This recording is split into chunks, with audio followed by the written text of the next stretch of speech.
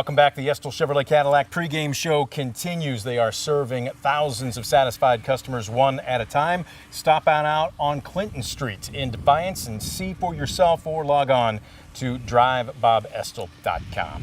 Well, in many cases, every year the season opener is an acid test. Time to hit somebody else. You hear that phrase from coaches and players in the first week of the season constantly. Now, sometimes you confirm what you already knew. Others, well, they may provide a surprise. Last season at Delta, Ayersville won a hard-fought but convincing 27-7 contest. Last week to open up this year, the Panthers scored 3 times in the first quarter and never looked back, beating the Pilots 55-6. Tonight, Ayersville looks to even their record up at 1-1 as they host the Patriots of Patrick Henry. We welcome you aboard. Clearly, after a tough practice, 90-degree temperatures, it was 100 easily outside of the shade. They're finishing up a productive practice here, and right now we've got Coach Mickey joining us for our pregame. Coach, congratulations. Your very first Bob Estel Chevrolet Cadillac pregame show. Thank you. Thanks for having me. I appreciate it. All right, so let's go ahead and break it down. And I don't want to rub salt in the wound, but you got to learn something. You've had a chance now, as of the time we're doing this interview, at 72 hours plus to break down the film. What did it tell you?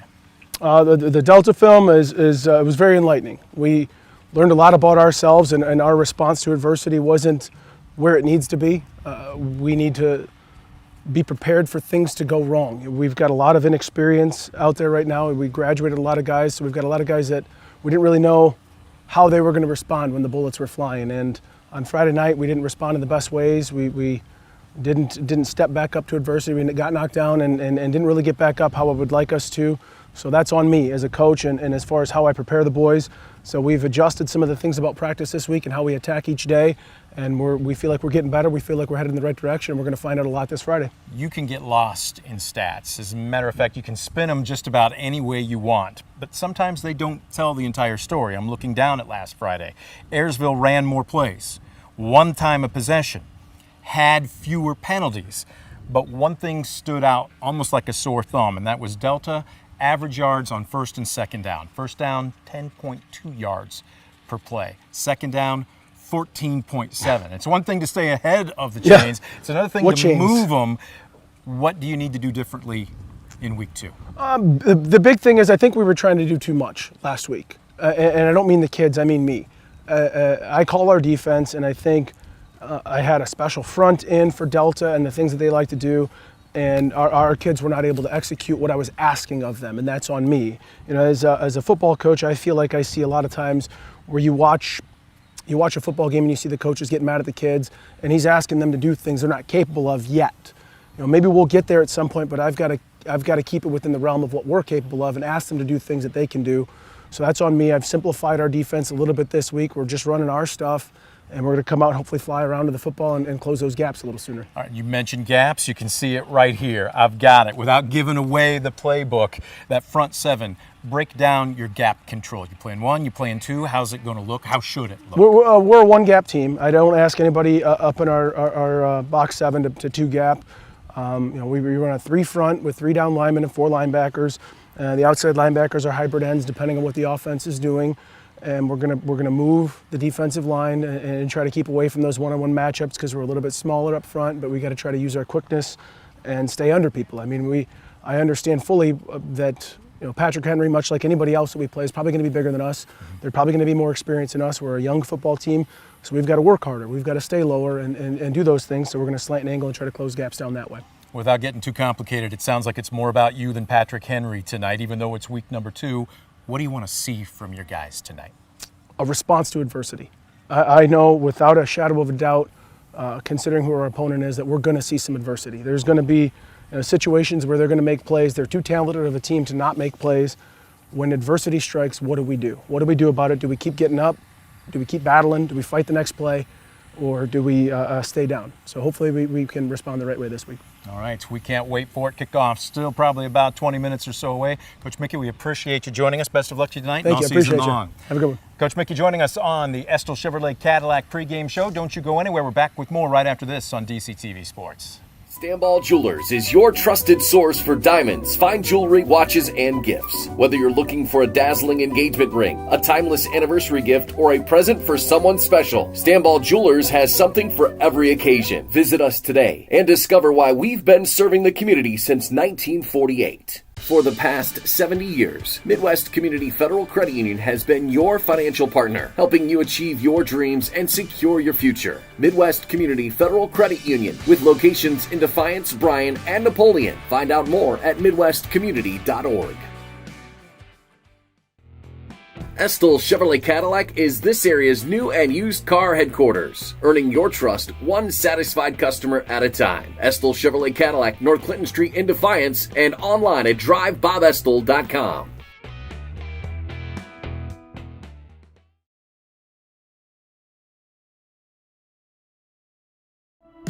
Visit Mark Moats Ford and check out some of the best new Ford models. Mark Moats Ford has been serving the Defiance community since 1916. Visit them today, County Road 424 in Defiance, and online at markmoatsford.com. Welcome back. The Estill Chevrolet Cadillac pregame show continues on DCTV. Kickoff still about 15 minutes or so away as we are home at Ayersville tonight as they welcome Patrick Henry. And our player profile, 5'10", 200 pounds. Yeah, this guy's pretty good. Torin Knieven joining us right now. Finishing up, obviously, a very hard, very sweaty, very productive practice. Torin, before we look ahead, let's rewind. You okay with that? Yeah. Look, through week 9 last season, you were a 1,000-plus yard rusher and then break your femur. I guess first things first, how hard was it to have to watch the tail end of the season, knowing that you couldn't be out there with your teammates? It was rough. I never got injured before. I mean, I let alone never get really hurt, but just not being able to play just was hard, you know, because I know I could help my team out. Did you become a coach on the sidelines then? How did you stay involved? Yeah, I mean, I would come to practice in the golf cart, you know. I would help out my team, coach them up. I taught them everything my coach taught me, but coming from a player, you know, because I actually seen it. Sure. But yeah. So he has a titanium rod in his right leg right now. He's bionic. And my guess is he's going to set off airport metal detectors. Have you been on a flight since? It's actually not metal. It won't It's go not. off. No. Titanium will not go off in the metal detector. So if we get maybe a local pharmacy or just a local science store, maybe you can become an educational part of our athletic programming here. Good. So now we know titanium is not technically metal and you can walk easily through an airport metal detector without having to set off anything. Yep. All right, good to know. We'll file that one away for future reference. Let's talk a little bit about your rehab. How intense was it? How long did it take? As we were talking about before we hit the air, you were back and running track by the spring, so you healed Right. quickly. Yep. What was your rehab like? I was 3 weeks after injury. I was already at PT and crutches, just moving my leg around, just doing everything I could, and it hurt. It was so hard. You know, I wanted to do it because I knew I wanted to play football, and I would come home sweating, and that was just in crutches. And we got to when I could actually walk around without crutches.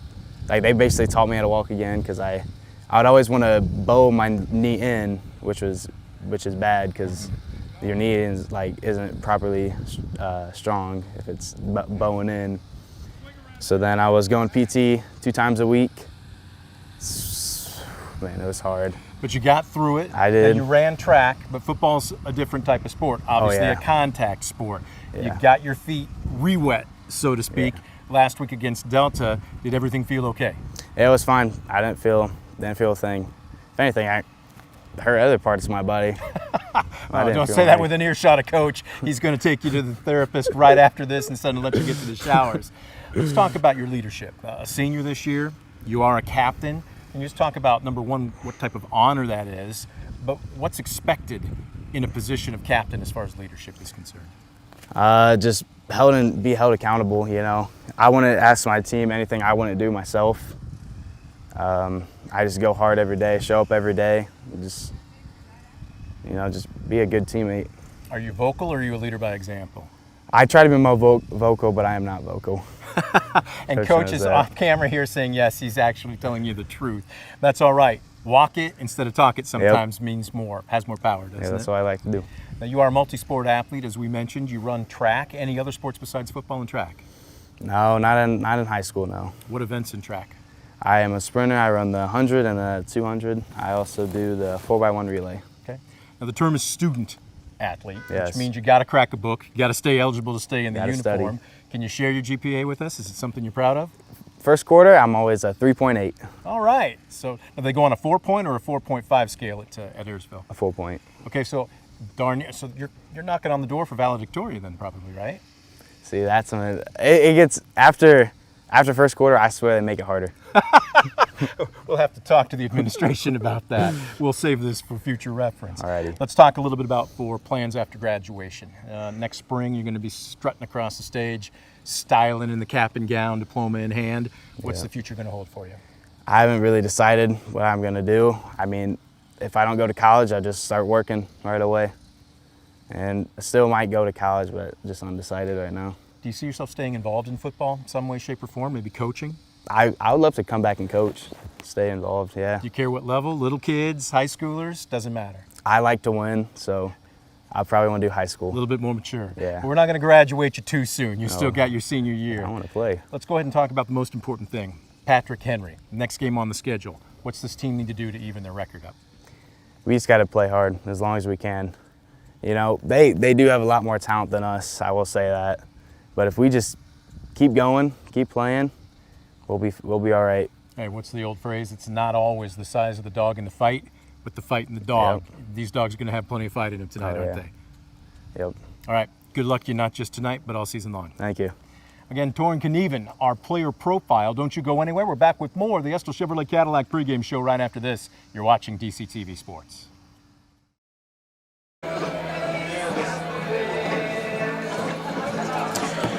Well, we welcome you back to Ayersville. Brent Balbinot alongside Chris Dales as we're still about 14 minutes away from kickoff as the Pilots 0-1 taking on the Patrick Henry Patriots at 1-0. A little bit of a breeze tonight, and man, is it needed, taking it the edge off of what was a 96-degree temperature when our crew came out here around 4 o'clock to set up. And I don't believe the temperature has gone down much, if any.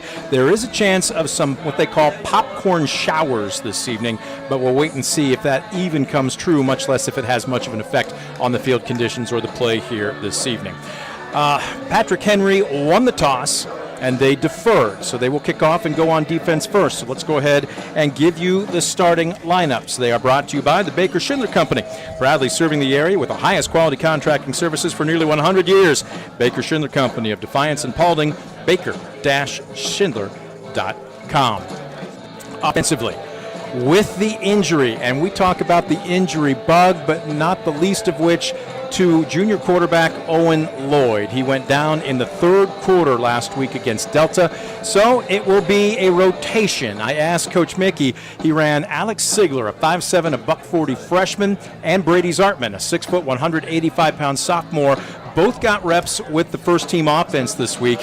I stood about 5 feet behind Coach Mickey just to kind of be a fly on the wall, and I said, which one of these guys is going to play? And he looked at me and said, yes. So what you've got here is a situation, inexperienced doesn't mean untalented, Coach, but they're getting thrown into the fire immediately and against one of the best teams, not just in Northwest Ohio, but in their division. So what is your message to either one of them, regardless of when they step on the field tonight? Well, the first thing is just stay true to your coaching, okay? Just don't try to do too much. Do what you've been coached to do.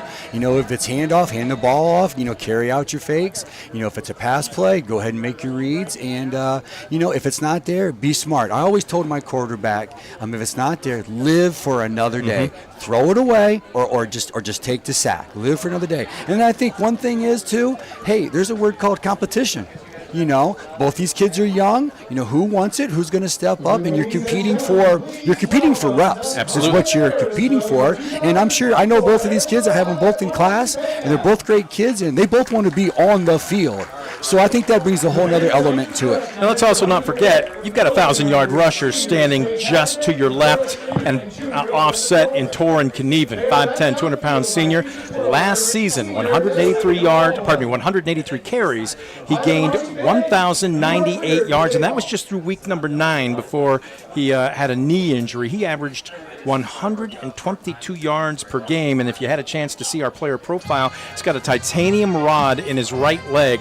But little did we know, it doesn't set off airport metal detectors because titanium is not considered a metal. But he's back. He wanted to get that first game and contact out of his system. He said he feels great and expect him to be a bulldog tonight. He and Ryan Johnson out of the swing tee, the 6-foot, 185-pound junior. Last week, 9 carries for 18 yards. Wide out, Ryan Mag, 5'9", $165 and a senior. He had all 3 receptions for the Pilots last week for 27 yards. At your wing, it'll be Tucker Sproul. 4 carries for 32 yards and the only touchdown of the game last week against Delta. But here, we were talking about it during the pregame when we were off the air, Coach, in the trenches. Eli Berner, 5'11", 205 and a junior is your tight end. Then you start to see the beef. Caden Boer, 6'4", 270 and a junior at left tackle. Hayden McConnell, 5'7", 200 pounds and a junior at left guard. Ben Muehlman, 5'9", 215 and a sophomore at center. Levi McConnell, 5'9" and $180, a junior at right guard. And Brady Thomas, 5'11", 240 pounds, a junior at right tackle.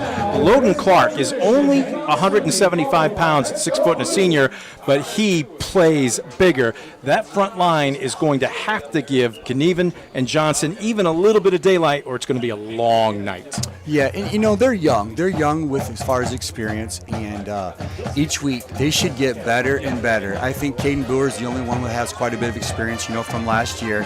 And I'm sure that Torn probably was a little bit, frustrated, with his yardage last week. But, you just got to keep plugging away, keep practicing. And like I said, I just got to keep getting better week in and week out. Defensively, for Patrick Henry, it's large X's versus smaller O's. And when I say large X's, I mean large and solid, folks. Trent Johnson is technically an outside linebacker, but they will pinch him up on the line of scrimmage. He was a disruptor last week. And watching some of the game film, he just made it a night in the backfield of Hicksville. They are going to remember 88 all season long at 6'1", 208 pounds, very mobile. Adrian Delgado at 6 foot, 265 and a junior is at 1D tackle. Avery Wright, 5'11", 225, a senior is your nose guard. Grant Smith, 6'2", 212, a junior is at the other tackle. And they will rotate Jude Hudson in, 6'2", 285, just a sophomore at that other position. But the men in the middle are very, very active. Jaden Punches, 6'4", $188, and a senior is the leader at the linebacker corps. Akevian Kreider, 5'9", 190, and a junior in the middle. Connor Niederhaus, 5'11", $172, and a junior. And then Max Johnson, 5'10", 191, and a sophomore. They've got a pair of what they feel are shut-down corners in Reed Krager, 6'3", $180, a sophomore, and Kiefer Holloway, 5'9", 161, and a sophomore. And then Lincoln Krager, who is going to the University of Toledo, correct? That's what I'm hearing. Yes. 6'3", 200 pounds is your strong safety. Grant Schwab, 5'9", and a $140. Is a junior at the free safety spot. What we're going to do is take a quick timeout. When we come back, we're going to break all of this down, and including what Coach wanted to get in as far as improvement from week to week, especially week 1 to week 2. Again, those are your starting lineups brought to you by Baker Schindler Company, proudly serving the area with the highest quality contracting services for nearly 100 years. Baker Schindler Company of Defiance and Paulding, baker-schindler.com. We're back with more of the Estill Chevrolet Cadillac pregame show right after this on DCTV Sports. Estill Chevrolet Cadillac is this area's new and used car headquarters, earning your trust one satisfied customer at a time. Estill Chevrolet Cadillac, North Clinton Street in Defiance, and online at drivebobestill.com.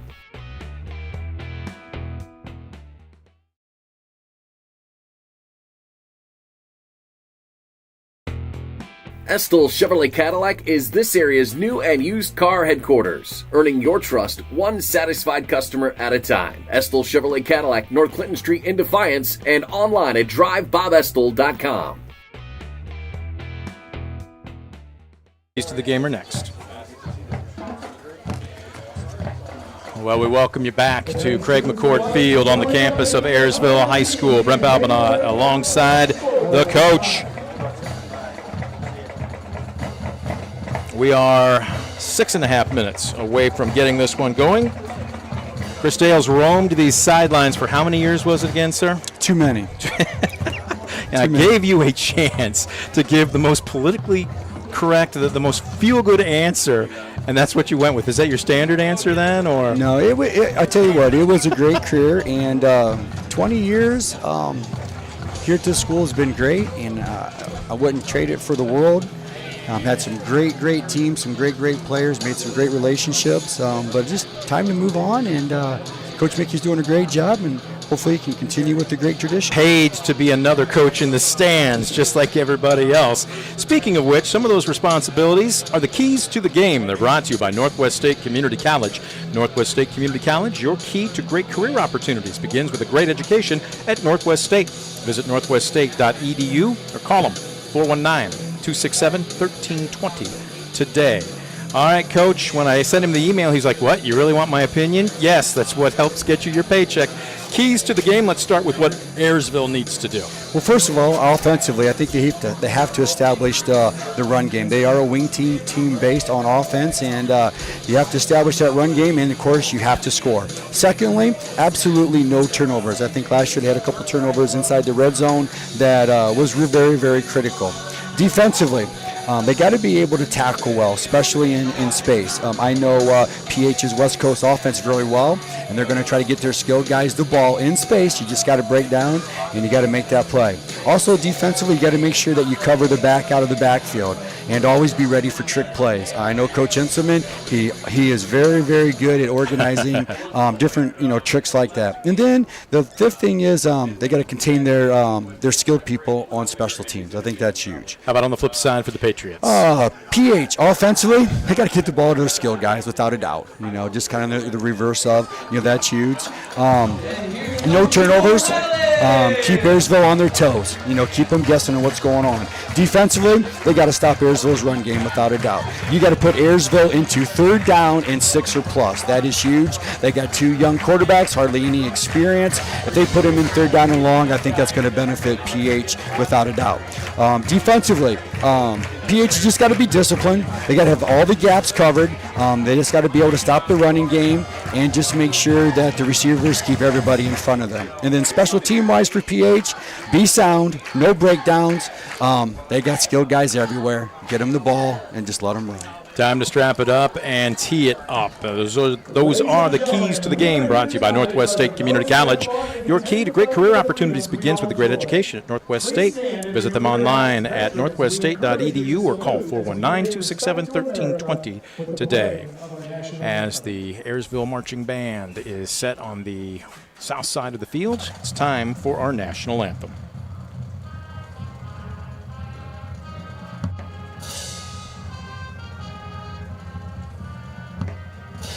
What do you want me to do again?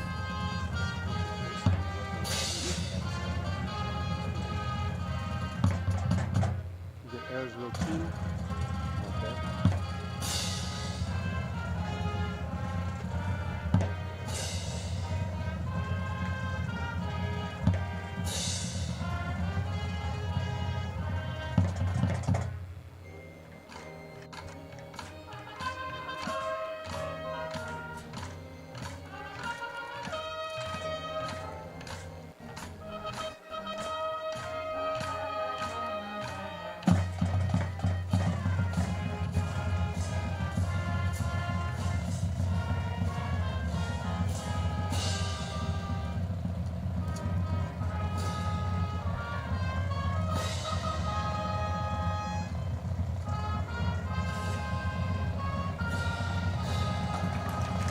And the Ayersville Marching Band with a fine job of the national anthem. It's brought to you by our sponsor tonight, the Defiance County Veterans Office. Proud to support local veterans and their families and connect them with resources available to them, the Defiance County Veterans Office.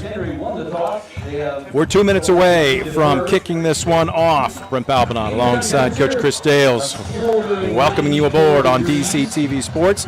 Dog days of summer. Temperatures went into the mid to upper 90s today. It's been that way for at least the last 48, probably closer to 72 hours. Let me ask you this question, too, because to play in it is one thing. To practice in it for at least 3 days, if not a full week, how did you balance going hard and getting sharp, but also making sure you didn't waste the kids in the week leading up to the ball game? Well, that's where it became very difficult because the state of Ohio has special standards that you have to follow, and it's called the wet ball standards, and there's 3 different zones depending upon where the wet ball is, where you might not even be able to go outside. You might have to go into the gym, or if you do go outside, you're just going out in just shorts and t-shirts, or you can practice late at night or early in the morning. So it really makes it difficult to stay on schedule, to stay focused, and then the most importantly is you got to get better. And you're not going to get better if you don't throw the pads on. That's just the way that the game is made.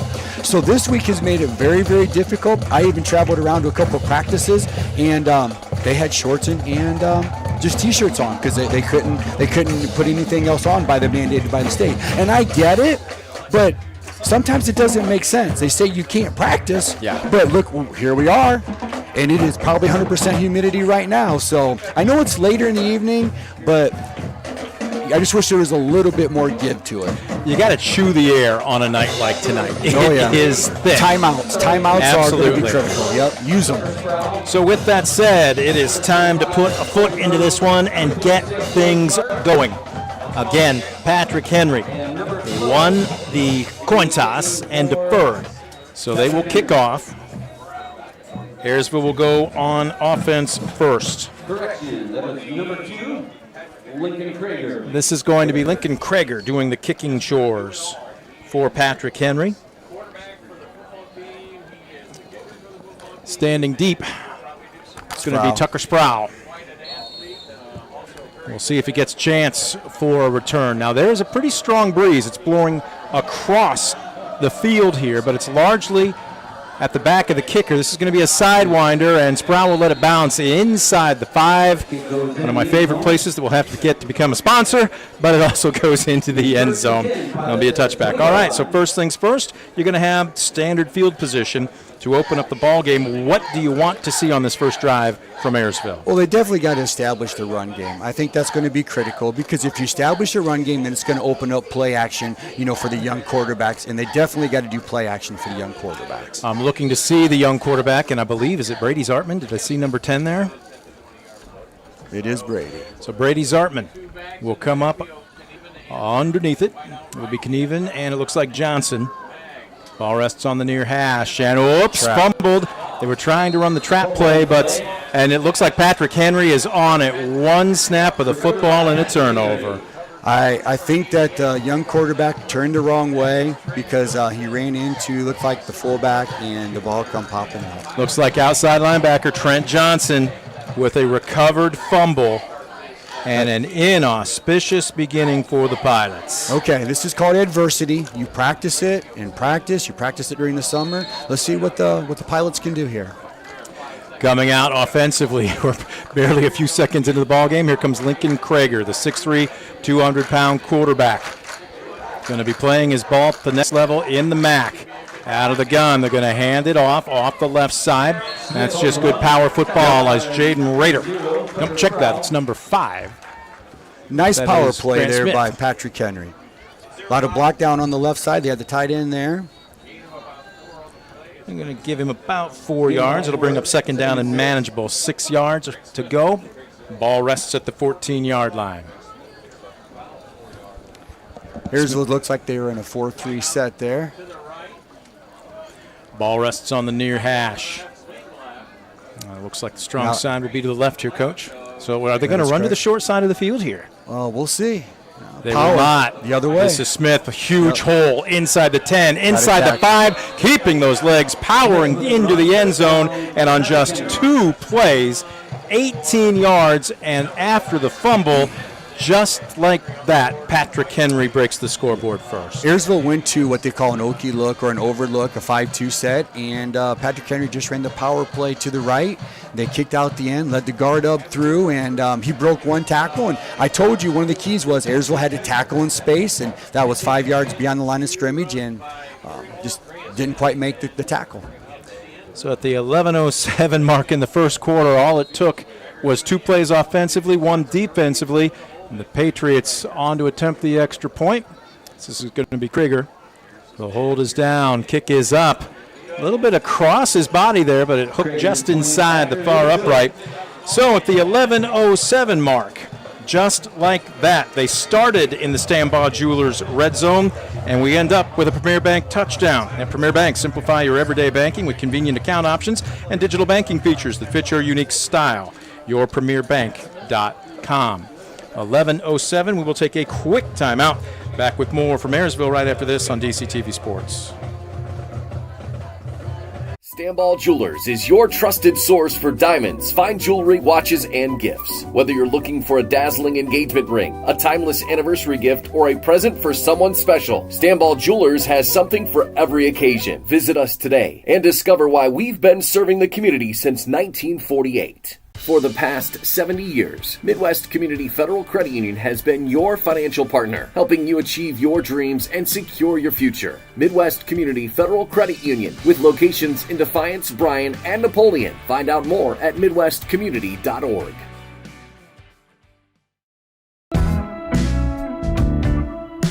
Visit Mark Moats Ford and check out some of the best new Ford models. Mark Moats Ford has been serving the Defiance community since 1916. Visit them today, County Road 424 in Defiance, and online at markmoatsford.com.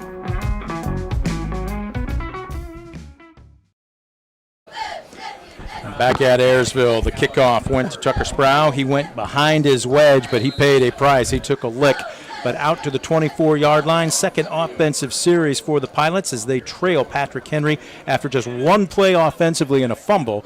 We'll see if they can't get something going here on their second offensive series. Okay, nice little ISO play by Ayersville there off of the left tackle. Looks like they got maybe 2 yards. Look, right now, you just want to win the battle and stay ahead of the chains, don't you? Without a doubt. You just want to keep it simple. Don't make it too complicated. Do what you're good at. They're going to give Ryan Johnson a gain of 2 on the play, so 2nd down and 8. They do have Alex Sigler at quarterback now. So they switched. Sigler, a 5'7", 140-pound freshman. Is he going to operate out of the pistol here? Looks like they're in gun. They are in gun. Yep, gun split. A little bit of a high snap. They get the handoff to Johnson. And again, there was a sea of red and white in the backfield, almost at the mesh point. Yeah, Patrick Henry's getting really good penetration right there. And that was just a simple trap play, and we got to get a little bit more movement from the Pilots up front. They'll give him a tough-fought 1. So it will be 3rd down and 7. What are you looking for something here? Just maybe a 2-step drop, a quick slant, something to get rid of it? Just something simple, something safe. And like I said, this is one of the keys. You got to keep Ayersville out of 3rd and long. And that's exactly where they're at right now. Trips to the near side, Mag and Clark.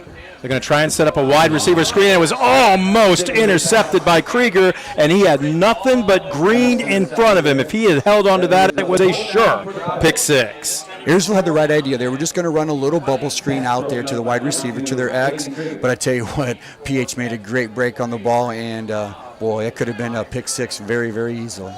So 3 and out. On to punt. And I believe this is also going to be Sigler. It looks like it's torn. I'll check it. It's torn. Yeah. It's 44, not 4. I should have known just by the fact that torn stands about 18 feet taller. That is correct. Let's check the snap out here.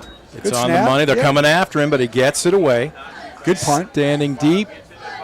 This is going to be Grant Schwab. Good coverage. Great very good job. Gunner downfield doing a great job and a great open field tackle by Kobe Brown. Kobe Brown is a freshman. That is a great open field tackle. There are a lot of underclassmen on this varsity roster, Coach. Yep, definitely so. So at their own 44, Ayersville can feel good about the punt coverage, but Patrick Henry can say, we feel great about our starting line of scrimmage. They are winning the battle of the field position right now. That, and they're winning the line of scrimmage, which is very, very important in this game.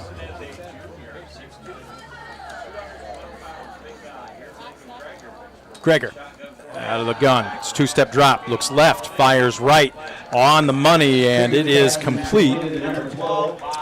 PH runs a West Coast offense, and that's a timing route. They took 3 receivers deep, and they took their inside receiver, just ran a quick little out route. And here's what people don't know. The ball is in the air before the guy makes his cut. So that was executed very well for Patrick Henry, and they got themselves 2nd and 5.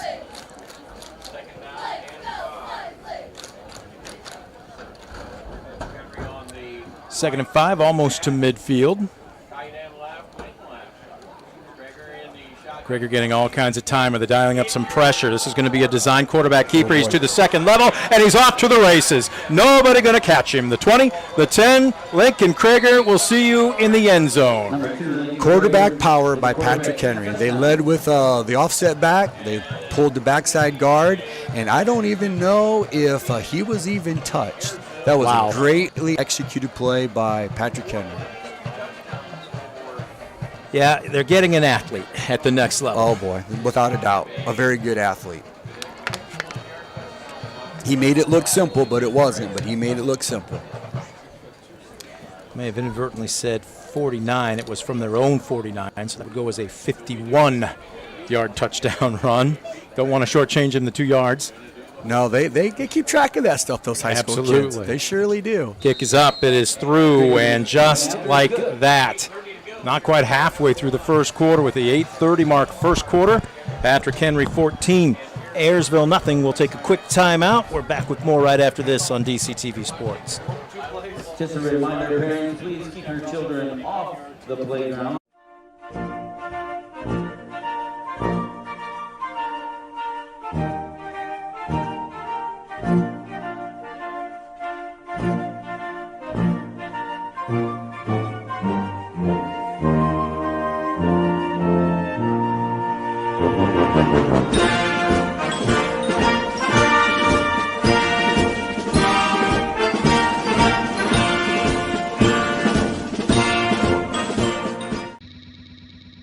Brunswick Eye and Contact Lens Center. Personalized service and quality products in a friendly and caring atmosphere. Schedule your appointment today. Brunswick Eye and Contact Lens Center. Stadium Drive in Defiance and online at visionsource-brunswickeye.com.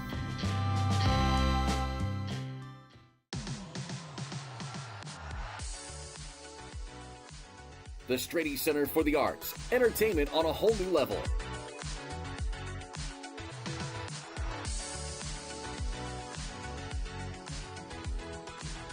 The Strady Center for the Arts presents a full lineup of culture and entertainment right here in our community. Check out the full lineup and purchase your tickets today at defiancearts.org. Tackled by number 11. We welcome you back to Ayersville High School. 8:22 left to go in the first quarter. Patrick Henry has scored on their first 2 possessions. Very short fields to work with. The first after recovering a fumble, the second after a 3-and-out. Brent Balbinot alongside the coach, Chris Dales. Good return on this kickoff by Ryan Johnson. This is going to be their best field position to start an offensive series at their own 37. But again, the battle in the trenches right now, and I'm just seeing powder blue and gold being knocked back on their heels with every snap of the football, coach. I tell you what, that was one heck of a fill by their Mike linebacker. He was in the hole before the Ayersville running back got there. That was a great read. Looks like we got 2nd down and 10 again. No gain on the play. So here's the question. How do you get leverage? Can you get to the edge? Can you mix up the playbook somehow just to give your offense a little breathing room? You got to. You got to figure something out, either off tackle, outside. So far, all I've seen is in between the tackles. So let's see if they're going to get outside here a little bit. Under center, and they're going to run an ISO. Knieven leading the way for Johnson, and even with big number 44 leading the way, there's just a sea of red and white filling up any daylight, and I'm not sure if he got back to the line of scrimmage there. Maybe a gain of a half a yard. Yeah, it's 3rd and 9 again, and once again, Ayersville's in 3rd and long. They didn't want to be in this situation, and young quarterbacks. Last time they tried to throw a little quick screen. Giving him one. Let's see what happens here. 3rd and long, behind the chains again. Clock continues to tick. Ball rests just inside the near hash. They might want to take a shot long just to maybe loosen them up because PH is teeing off on them. Twins to the near side. Zartman rolling back, and that ball looked like it just plain slipped out of his hand. That was a wounded duck into the flat. Maybe a little happy feet by the young sophomore there. That stops the clock, and it will bring up 4th down. Yeah, and I think he also saw a white jersey closing in really fast on that quick out route. They did a sprint out. Their line protection was sprinting out to the right, and they rolled out to the right, and PH was all over it. Krieger, check that. That's number 12. That's going to be Schwab back to return, standing at his own 29. Knieven waiting for the snap. It's on the money. Punt safe. Oh, this is a beauty. High end over end kick. And it's Mock. Who's on it? I believe we may have an Ayersville recovery. Schwab just plain couldn't gauge it. We'll wait and see who's on it. He got on it. Yeah, PH got back on it. Yep. Ayersville had a chance. They were right there. They had a couple men there, and not the least of which it looks like Ryan Mag thought he should have had it as he slammed the ball down on the turf, and that is a huge break for Patrick Henry. You're getting a little greedy right there. Now, she probably should have been, fair caught on that, but lucky for PH, they got the ball back. So the clock stopped, and the 6:38 mark showing on the first quarter. Patriots have scored on their first 2 offensive series. We'll see if they can make it 3 for 3. If Ayersville could hold here, you'd think they would be able to win the battle of field position. But right now, first things first, got to get a stop. Under center. Krieger hands it off. It looks like nothing there. He tries to punch it to the outside. That's Jaden Rutter, a 5'8", 155-pound. They list him as a tailback. He's really kind of a scat back. And, Coach, he had a 70-yard touchdown run last week against Hicksville. The minute he crossed the line of scrimmage, he has a second gear. Nobody could catch up. He just about got to that second gear. Ayersville did a really nice job of initially cutting off where it was supposed to go. That was supposed to go inside off tackle, and they closed it off, and he bounced it to the outside and to get to his speed. So that was a good job by Ayersville, good open field tackle. Short side of the field is to the near side. They've got Twins to the far side. Krieger barking out the signals, 2-step drop all day to throw. Pump fakes, now flushed out, still looking downfield. He'll sling it sidearm, and it is complete to Schwab out near the 45-yard line. Great adjustment by Patrick Henry's wide receivers. Ayersville did a great job of covering all their receivers. Then what came into effect was a scramble drill. If you go long, then you come back short. That's exactly what Patrick Henry did, and they completed it for a first down. Great execution on the scramble drill. Well, they needed 7. It looked like he got roughly 8. 1st and 10 from the 46. Clock waiting to restart on the snap. Ayersville looks like they might be dialing up pressure. They back out of it. This is going to be a quick slant. It is complete to the near man, Lane Jackson. As he spins his way out of one tackle, falls across midfield. But again, a healthy gain on first down. First down, 5 yards, tremendous. You can do so much with 2nd down and 5. Great execution by Patrick Henry, and Ayersville did a nice job of coming up, making an open field tackle. Slant routes are really hard to tackle because you're catching the ball full speed. 2nd and 5. Keeps your playbook pretty open, doesn't it? Oh, yeah, it's all open. It is all open right now. Right now, Patrick Henry just has a swagger about him. Why not? They lead 14-0. We're not even at the 5-minute mark of the first quarter here. High snap, hand off. Wow. A little bit of a sweep action. Smith trying to turn the far corner, and that is a healthy gain just inside the 45 down to the 44. Depends on the spot. And now we have a late flag being thrown. Yeah, we do have our first flag. I'm almost sure it's going to be on Patrick Henry holding. I did see one of the Ayersville players about 10 yards downfield his back, and there was a reason for that. So we had holding on Patrick Henry. First penalty of the game for either team, and that will negate a fine gain.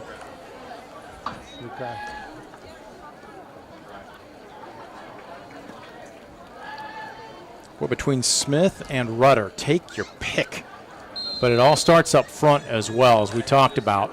Offensively, just a ton of beef. I mean, when you take a look at Delgado at 265, Bierstead at 222, Wright at 225, and Rowe at 313, those are solid numbers. Those aren't soft numbers. This one aired out down the near sideline. A man wide open on a busted coverage. It is complete to Reed Krieger down inside the 20-yard line to the 19. Patrick Henry, little stop and go. Ayersville's DB, I think it was Ryan Mag, bit up on it, slipped, and then he just took off and went with the go, and easy completion. Roughly 38 yards, somewhere around that neighborhood. Brings up first down. And a huge play, and the only reason that didn't find the end zone is because it had a ton of air underneath it. Yeah, without a doubt. And Ayersville safety did come over and make a good play on it. Good hustle by their secondary. Oh, boy. And off straight up the gut, and this is power running. And right now, it almost has the feel that Patrick Henry can say, we'll decide whatever we want to call. It doesn't matter. We're going to mix it up because we've got the confidence we're going to gain positive yards. What I'm seeing up here is big holes, and there was a big hole right there. Now, the linebackers filled real well, but at the line of scrimmage, there was nobody for a good 4 yards, and that's exactly what Patrick Henry ended up getting. Puts himself second and maybe 7. 7 at the 16. This will be the 6th play of the drive. Rudder, the lone back, offset to the right of Krieger. Patrick Henry went to a check. They checked with Coach Inselman. They changed the play. They're going to run to the weak side, and it just doesn't seem to matter. Now, when you also say the weak side, it helps to have 313 pounds at 6'2", and solid 313 in Garrett Rowe at left tackle. Yeah, what they did was they put 2 receivers wide to the wide side of the field, and then they attached their tight end next to the tackle, and all they did was just base block, and they just basically blew Ayersville off the ball.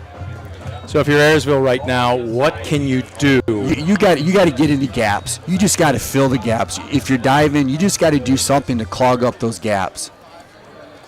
This should be 1st and goal. Trying to get it. It's a 2 on the jet sweep. Trying to turn it. Rudder inside the 5. He's diving forward, waiting. Boy, you can't get any closer than that and not get in. You can't.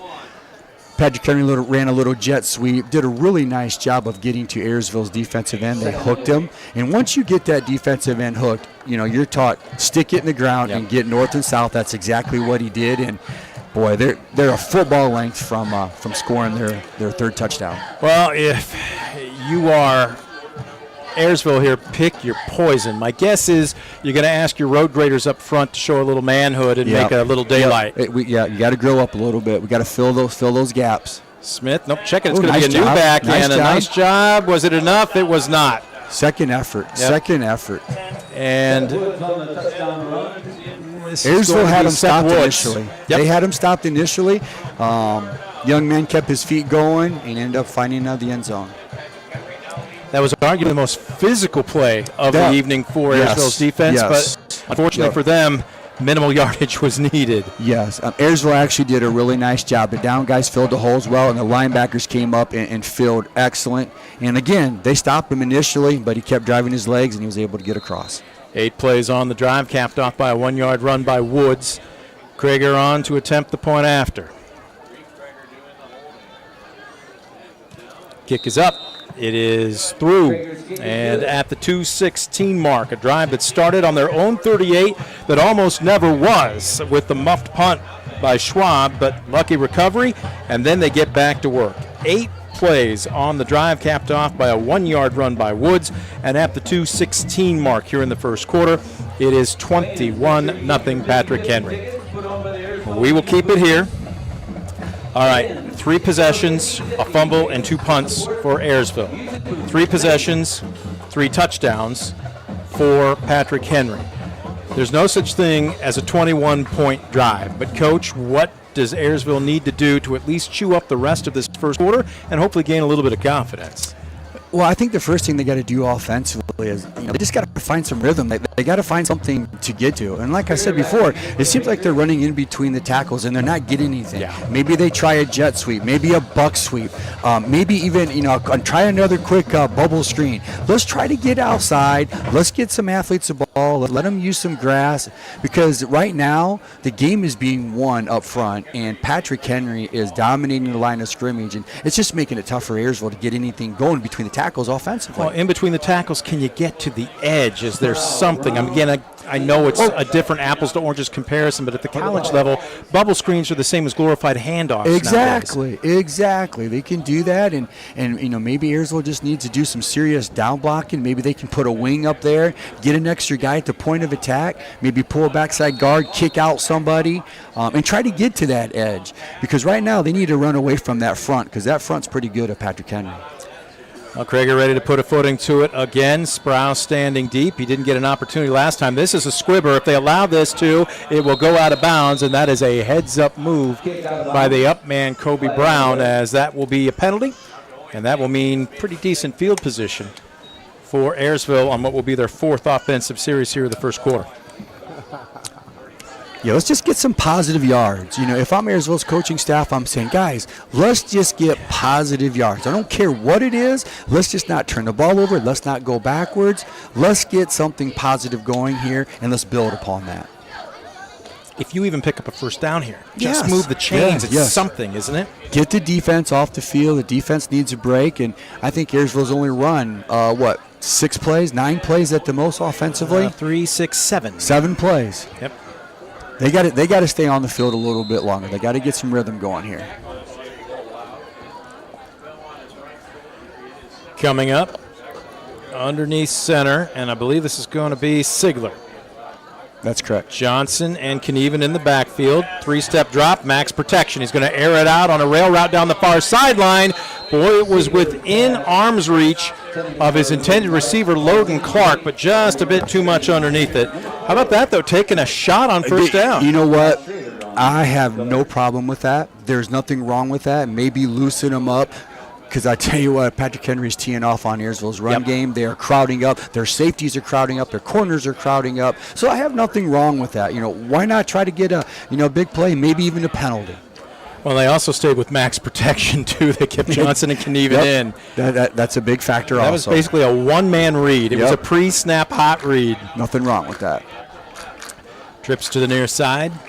And this is going to be a designed run. Oh, my goodness. Sigler gets absolutely popped. Trying to get a number on the young man. 52 came flying downhill with bad intentions. That's what you call a linebacker fill. That was a read. His down tackle blocked down, and he was at the line of scrimmage once again, probably before the Ayersville running backs were there. Excuse me, it was actually 52, Akevian Kreider, but man, did he blow him a kiss. So 3rd and 10.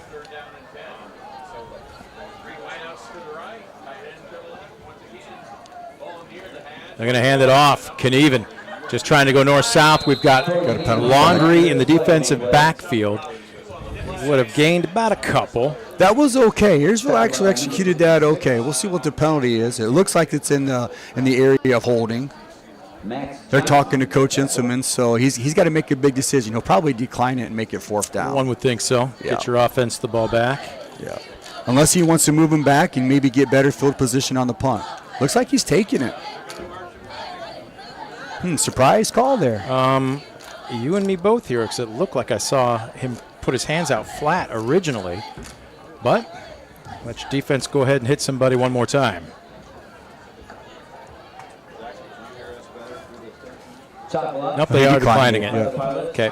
I was looking on the far side of the field there, and I saw him put his hands out flat. So the punting unit will come on. Knieven will stay on, as he has been harassed. They've gotten close to him on a couple of occasions. Schwab back to return at the 35. He muffed his last attempt, but was quickly on it.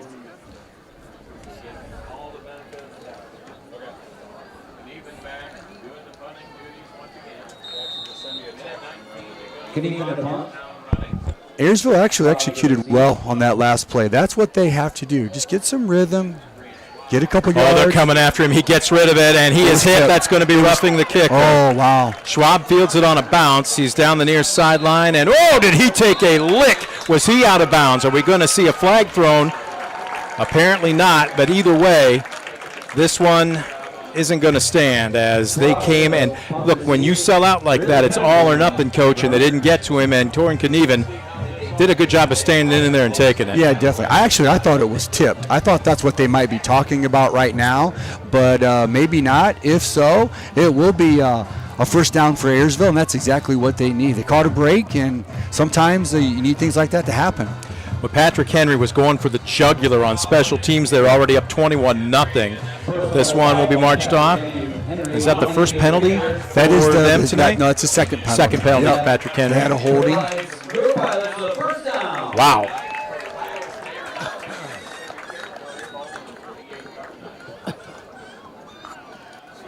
So the drive continues out to their own 48-yard line.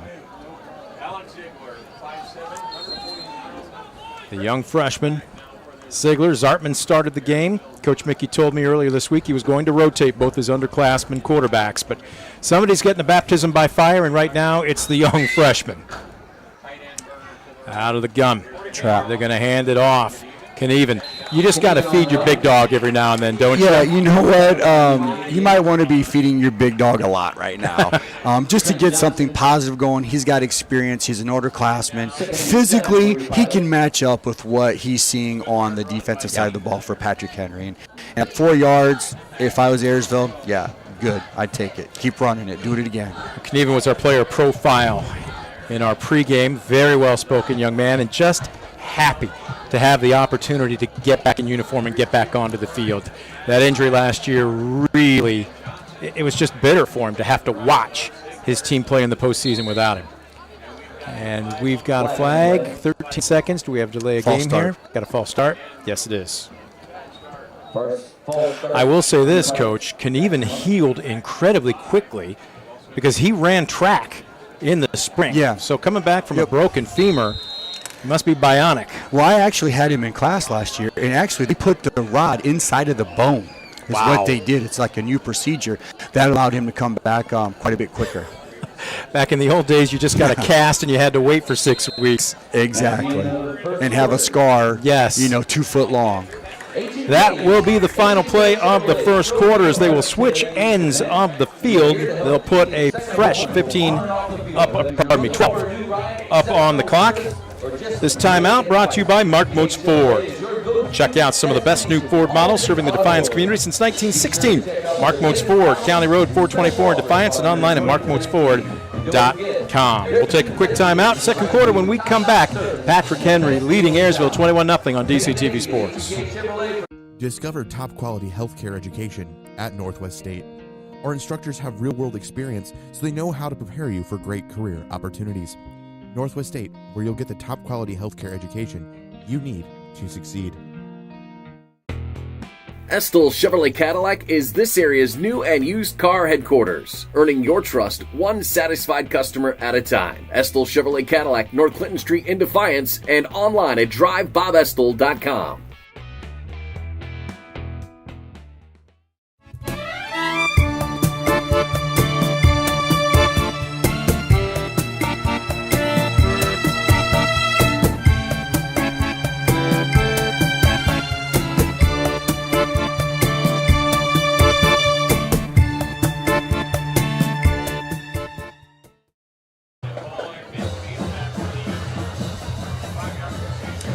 Fresh 12 minutes put up on the scoreboard clock as we welcome you back to Craig McCord Field on the campus of Ayersville High School. Ayersville hosting Patrick Henry, and it's been all visiting Patriots through the first quarter as they have scored on each of their first 3 drives and lead at 21-0. This is the 4th offensive series for the Pilots, and it was continued after a roughing the punter penalty. It is now 2nd and 13 with the ball resting at their own 49-yard line. Ziegler, the young freshman quarterback, he's trying to motion somebody. They're going to hand it off to Knieven, and he is hit in the backfield. And I'm not sure he even got back to the line of scrimmage. It's just been, there's no other way to put it, Coach, dominance in the trenches by Patrick Henry so far. There's no other way to put it. Absolutely 100% correct. Patrick Henry's doing what they want to do. Penetration. It's really, really disrupting Ayersville's offense in every fashion. 3rd and 13. It's clearly a passing down. Depending on how much you gain here, maybe it's worth 4 down territory. but you want something. What do you draw up here to at least make it 4th and manageable? You know, that's a tough call right now because Patrick Henry's dominating in every aspect of the game. But once again, you got a young quarterback. Just have him get the ball out quick, or try something down the field long, like a streak or a 9, where he just gets it, 3-step drop, and then he just lets it go. And maybe you'll get a penalty.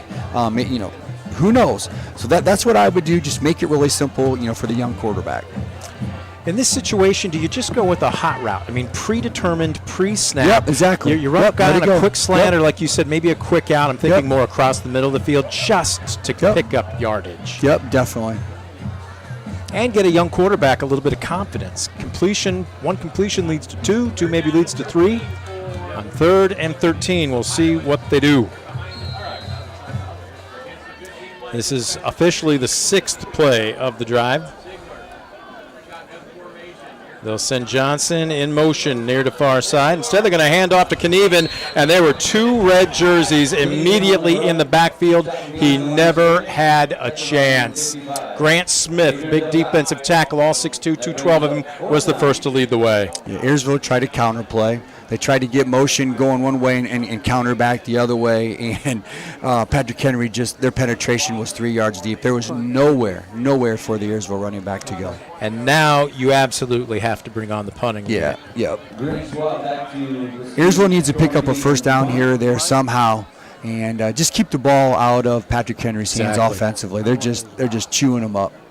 Well, they came after Knieven on the last attempt. We'll see if they try it here. Schwab standing at about his own 17, a high snap. Knieven gets away, a monster. High end-over-end kick. It will take a friendly bounce inside the 10, and it will be down at the 8. That is what they needed, flipping the field. That's exactly what Ayersville needed. And, you know, if I'm Patrick Henry, you know, I've always told my guys over the years, field the ball. If you're inside of the 20, if the ball goes over your head, that's fine. But if it doesn't go over your head, field it. At least get something out of it. And they didn't that time, and that benefits Ayersville tremendously. They got them backed up all the way to about their 8-yard line. Worst field position of the night for the Patriots, although they have been dominant, especially up front. Greger out of the gun. He's got Smith offset to his left. They'll hand it off, and they pull a guard going straight up the middle. Look out. He makes one man miss. Carries another with him all the way out past the 25 to the 26-yard line. A gain of 19. Patrick Henry, big-time counter play. Blocked down on the front side, pulled the backside guard, like you said, and I don't think he was touched for 10 yards. No. It was number 52. I'm looking up here for the young man, but you talk about quick feet and still turn the corner. And that was Kreider, I believe, the pulling guard, but my goodness. I think he's also playing linebacker. He's the one that filled here a couple series ago. Talk about an athlete. Who says linemen aren't quick-footed, right?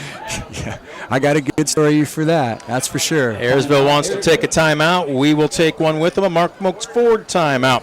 Serving the community since 1916, Mark Mokes Ford on County Road 424 in Defiance and online at markmokesford.com. 10:22 left to go first half. Patrick Henry 21, Ayersville nothing on DCTV Sports.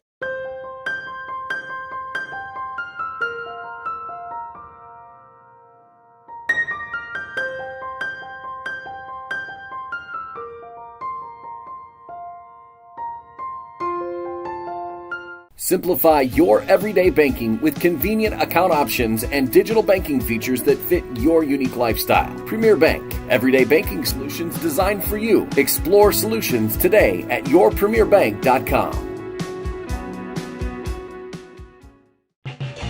Proudly serving the area with the highest quality contracting services for nearly 100 years. Baker Schindler Company of Defiance and Paulding, 419-782-5080. Online at baker-schindler.com.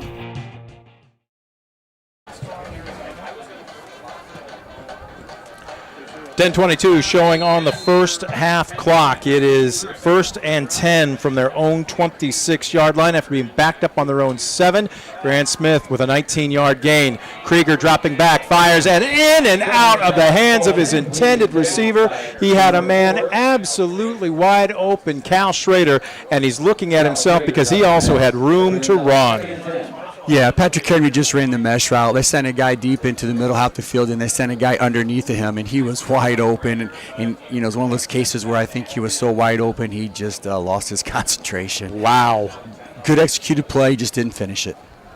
2nd down and 10. That's what Ayersville needs. Got to hold him here, put him in 3rd down and long, and hopefully they can get their defense off the field.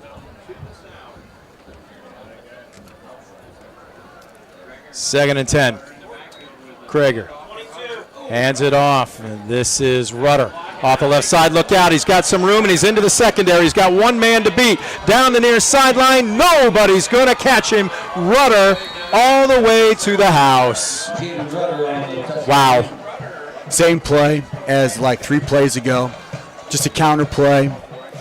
Blocked down on the front side, pulled the backside guard, and Ayersville has no answer for Patrick Henry's off-tackle play right now. 74 yards and a cloud. It wasn't even a cloud of dust. No. He was moving so fast there wasn't time for dust to develop. And at the 10:01 mark, the route is on. Ayersville's going to have to make an adjustment with their defensive tackles. Either line them up a little bit wider outside or just have them dive into the gap because there's just a gapping hole off tackle. Krager on to attempt the extra point.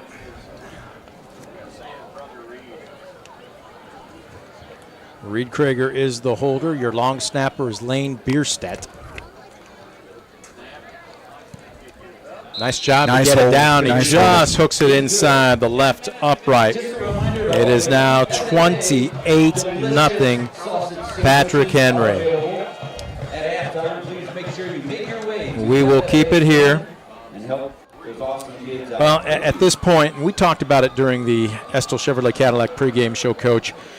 When your X's are bigger than the opponent's O's, that is something that you can game plan for, but almost always it's a problem, not a challenge. Well, right now, what do you do if you're Ayersville? You said it 100% correct. It's about the X's and O's, or also known as the Jimmies and Joes. Right now, the Jimmies and Joes of Patrick Henry's side of the ball, they're executing at a very high level.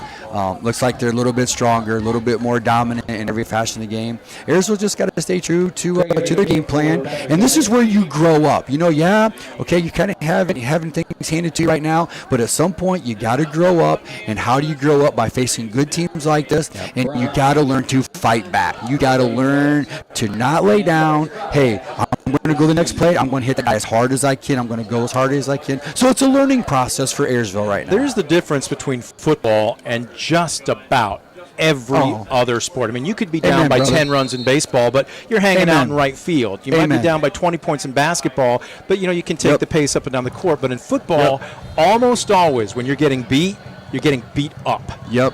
It's about a thing called character, too. You can always build character. Now, that ball was fielded right off the turf, but they're going to say he must have cupped his hands, and that was just a great piece of athleticism by Loden Clark to return the football out near the 30-yard line.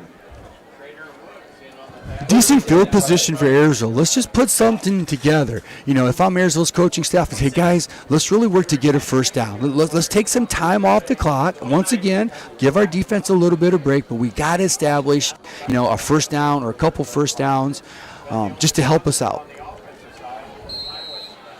1st and 10 from the 29-yard line. Just under 10 minutes left to go in the half. Right now, the Pilots still looking for their first earned first down. They got one on their last drive after a roughing the punter. And we have Zartman back in at quarterback, and it just doesn't seem to matter. Torian Knieven, a 1,000-yard rusher last season, but he is getting met in the backfield as Patrick Henry, take your pick. Most of the right side of that defensive line was already engaged. Yeah, it might be time to start scratching off some of the inside plays and trying to get outside as much as possible. Because right now, Patrick Henry is totally dominating up front. There is nowhere to run for Ayersville Pilots. Let's be honest, too. I mean, Torin Knieven is one of the most physical runners you're going to find, barring size of school. He's physical. He's got a good size. He's an athlete. He runs track. There's just nowhere for him to run. Exactly what I was going to say. He can't even get a step. Nope. They're going to run twins to their side. They're going to run, was that a counter? And again, Knieven falls forward for maybe a gain of 1. Yeah, Ayersville tried to spread them out there. They went gun. They went one back, trying to spread out Patrick Henry a little bit. Looked like they tried to run, looked like an inside trap play, and they ran the backside guard to pull. But once again, Patrick Henry's just right there. They're just dominating up front. So just like that, 3rd and 12 as we're approaching 8.5 minutes left to go in the first half. This is where Ayersville does not want to be. Even if they get to 3rd down and 8 or 7, you got more plays in your playbook and on your chart than 3rd down and 12. Trips to the near side, 2-step drop and hit immediately as he threw, coming off the edge. And there was just barely enough time for Brady Zartman to take 2 steps, and then he was finished. Yeah, we had a missed assignment there, definitely. I think Brady was going to try to roll out to his left, and Ayersville did not protect Brady's front side there. And Patrick Henry's defensive end was on him within a matter of 3 or 4 steps. That was Jaden Punchus, the outside linebacker, and he was coming with a purpose. Yes. And he met the young sophomore with bad intentions. He said, "Welcome to high school football." Yep. So Schwab back to return, standing at his own 43. As Knieven ready to punt for the 5th time tonight. He gets away a good one. Schwab will let it bounce. Now he comes up and fields it. That was risky, and he is hit immediately. And I believe it's Tucker Sprout. That's Tucker Sprout. He loses his helmet, and that's the best hit we've seen so far tonight. Yep. Nice coverage by the young man. And you know, even though you're up 28-0, Coach Instrument still is going to be coaching his team. He's telling that young man, you should have caught it on the fly. Don't let it bounce, because that just gives the defense, more time to get on you. And that was a great hit by Tucker Sprout. Still plenty of time left to go here in the first half. 8 minutes and 11 seconds. Twins to the near side. Ball rests right in the middle of the hash marks. Krager fires. He's got the other Krager down the far sideline. Lincoln to Reed, and he's well across midfield. As a matter of fact, are they going to spot him at the 40? He got enough for a first down, a gain of about 11. That was actually about a 5-yard timing route for a stop route, and he caught it, and then he had some yards after catch. Yep. And when you can get 5+ yards after a catch, especially on a stop route, that's pretty good execution on Patrick Henry's part. So the ball, will call it the 40-yard line.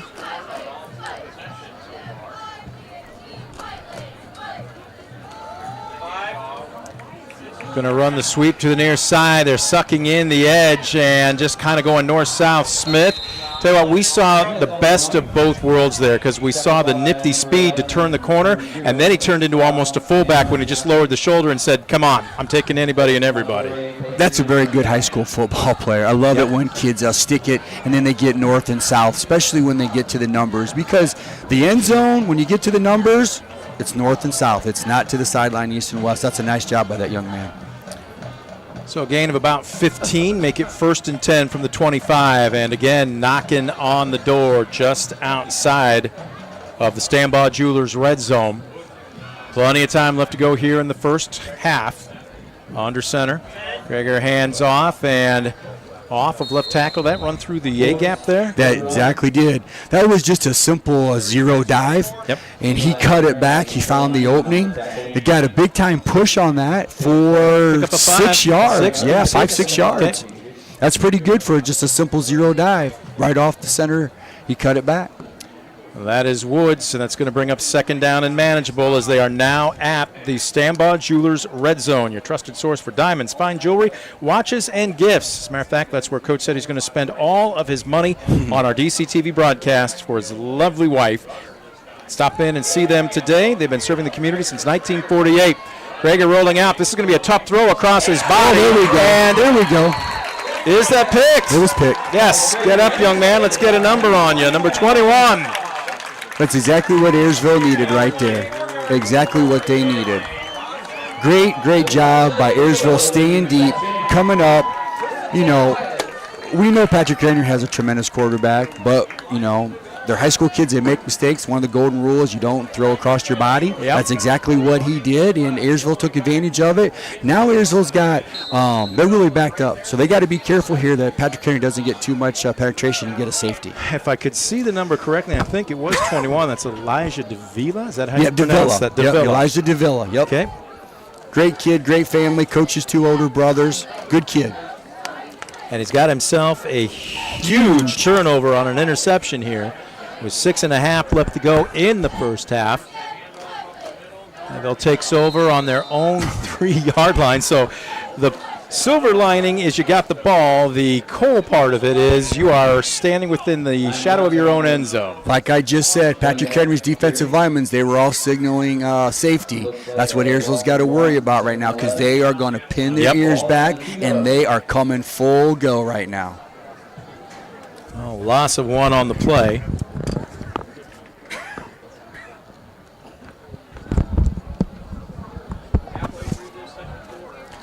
Be the second play of the drive, and it's got to be a positive one, folks, when you're backed up at your own 2.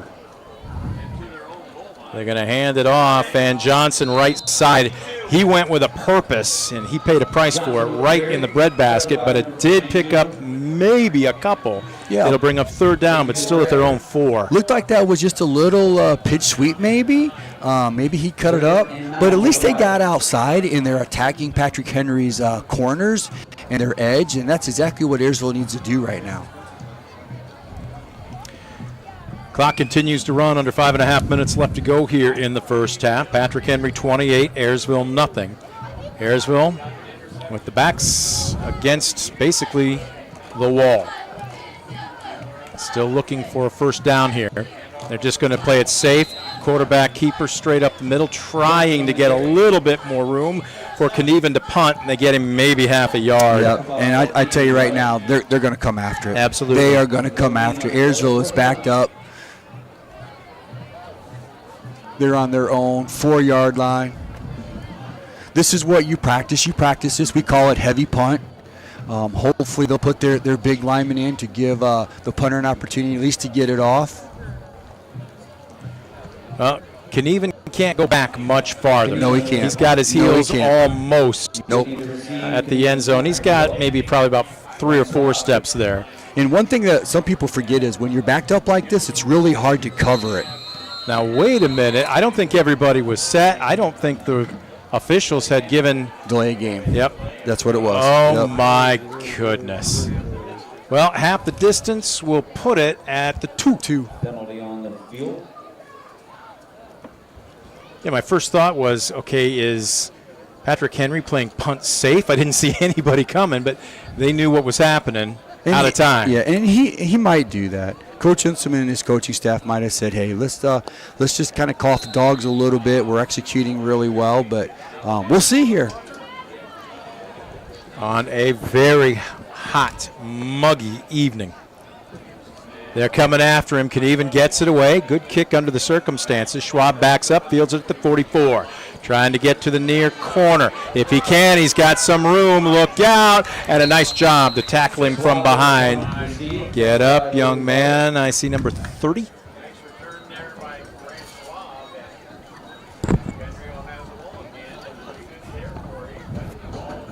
Good return by Patrick Henry. Got to the corner, had a nice wall set up. Good execution. Like I said, it's really hard to cover when you're backed up because you are so concerned about, protecting that. Sometimes you forget your other responsibilities of getting down and covering the punt. If I had the number correct, I think it was Braylon Young that made the tackle. If he doesn't get him, Coach, he's easily got another 20 yards, maybe all the way. Definitely. As it is, they don't have far to go from the Ayersville 22-yard line. This is their 6th offensive possession of the half. Smith off the left side. Look out. He's going to Cadillac it into the end zone.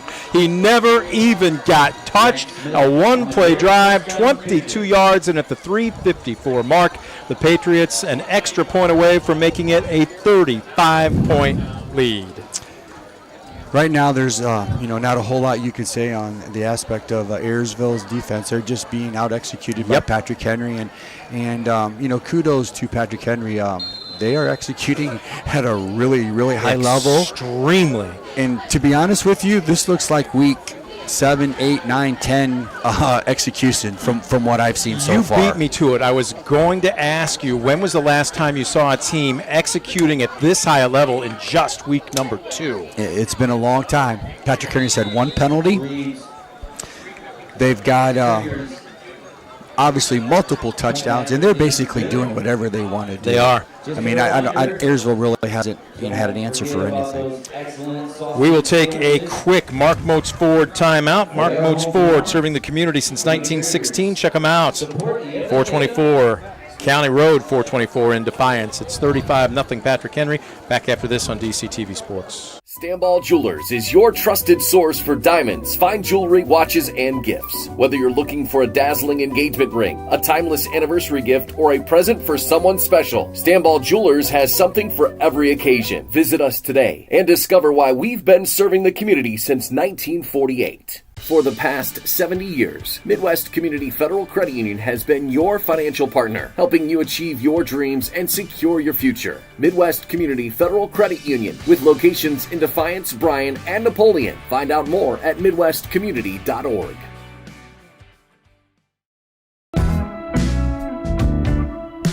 Visit Mark Moats Ford and check out some of the best new Ford models. Mark Moats Ford has been serving the Defiance community since 1916. Visit them today, County Road 424 in Defiance, and online at markmoatsford.com. Okay. 3 minutes, 54 seconds left to go in the first half. It is all Patrick Henry after a one-play drive that started at the Ayersville 22. Grant Smith, I'm not sure anybody even touched him. No, I don't think so. 22 yards as an up back is going to field the kickoff here, and a good return out to about the 33, maybe 34-yard line.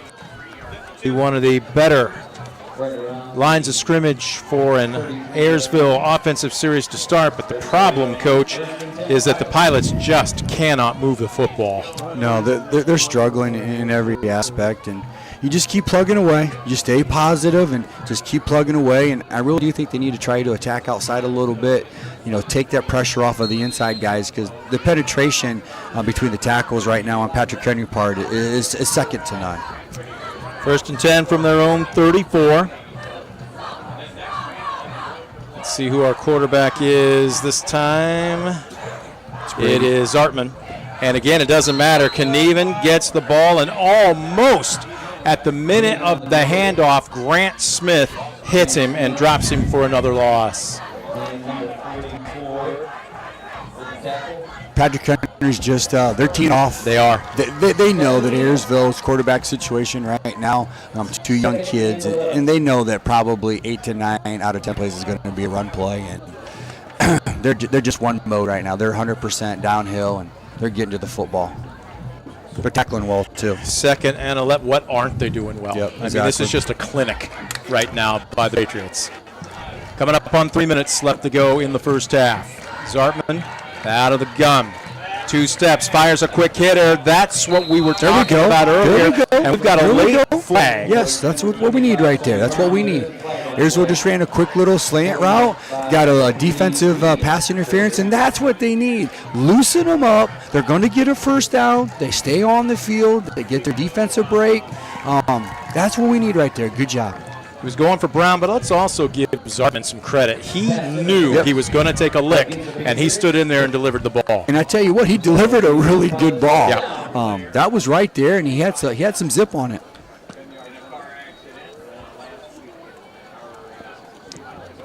So they'll move it out to the 48. Makes it first down. On to 3 minutes left to go now in the first half. Best field position Ayersville's had this half. Zartman out of the gun. They'll hand it off. Nothing doing inside, turning it out to the out corner. Look out. Finally some green space for Knieven. Lowers the shoulder.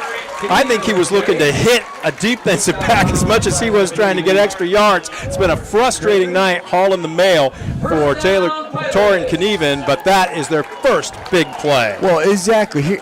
like I said, Patrick Henry's teeing off. They crushed that play. That play was originally supposed to go off tackle. Torrin read it. He bounced outside where there was no PH defender, and he got an incredible big gain on that, and that's what Ayersville needs. Give him a little bit of life.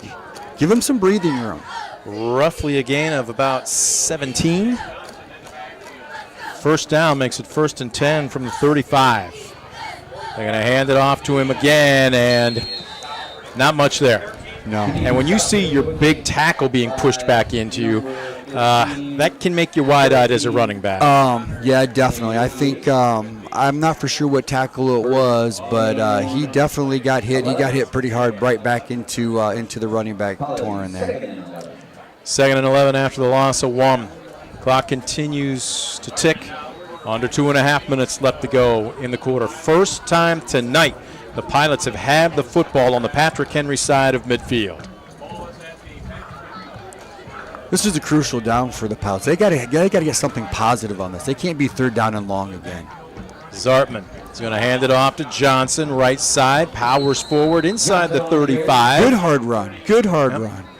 Little scissors action, little misdirection. That's good. That hopefully will slow Patrick Henry down a little bit. At least the linebackers, and that's exactly what it did, and they got 3 yards. So here we are, 3rd and 7? 8 is what Third they'll and 8? officially call it at the 32. It looks maybe more like the 33. And you could be in 4-down territory. What do you got to lose? You have to at this point. I don't want to say you're playing with house money, but it's a no-lose situation. I would tell coaches, I want 2 plays here. First one's got to be positive. They're going to hand it off to Knieven straight up the gut, and again his legs just taken out from underneath him. Keevian Kreider, the middle linebacker, the first of, again, if it's just one guy, Coach, maybe you double him, maybe you run away from him, but it's 2, 3, sometimes even 4 jerseys. It's all of them. Yeah, they are what we call swarming to the football. You got to love that if you're a PH fan, PH coach. You love their ability to pursuit to the football. And they come and leverage it like nobody's business. They meet the ball carrier with the bad intentions. We might be having a timeout here. The Ayersville might run it all the way down to 1 second, call timeout, and then get a 4th down play. Okay. So then let me ask you this from a different perspective, because it's a number of different players. It's not just one guy. But who is more difficult in your mind to game plan against? The game wrecker who sets up with his fist on the ground prior to every snap, or the ball hawk who can basically cover all 53 1/3 from sideline to sideline? In my opinion, it's definitely the ball hawk, because you can do different things to that one person. You can option him. You can run away from him. To be honest with them, I'd send 2 guys at him. That is a little bit easier to game plan. But when you got kids that are flying to the ball and you got 11 of them flying to the ball, it makes it very difficult to even, okay, where do we go now? What do we try now? And I think that's what Ayersville is. That's a situation that they're in right now. They're just trying to find something positive that they can hang their hat on for positive yards. Right now, 4th and 8 from the 32. So again, not that Ayersville needs all of it. They just need 9. So what are you drawing up? What are you pulling out of your playbook that gets you a 1st down? Well, I'll tell you, the slant was open last time. Yes. That was open, and you know what?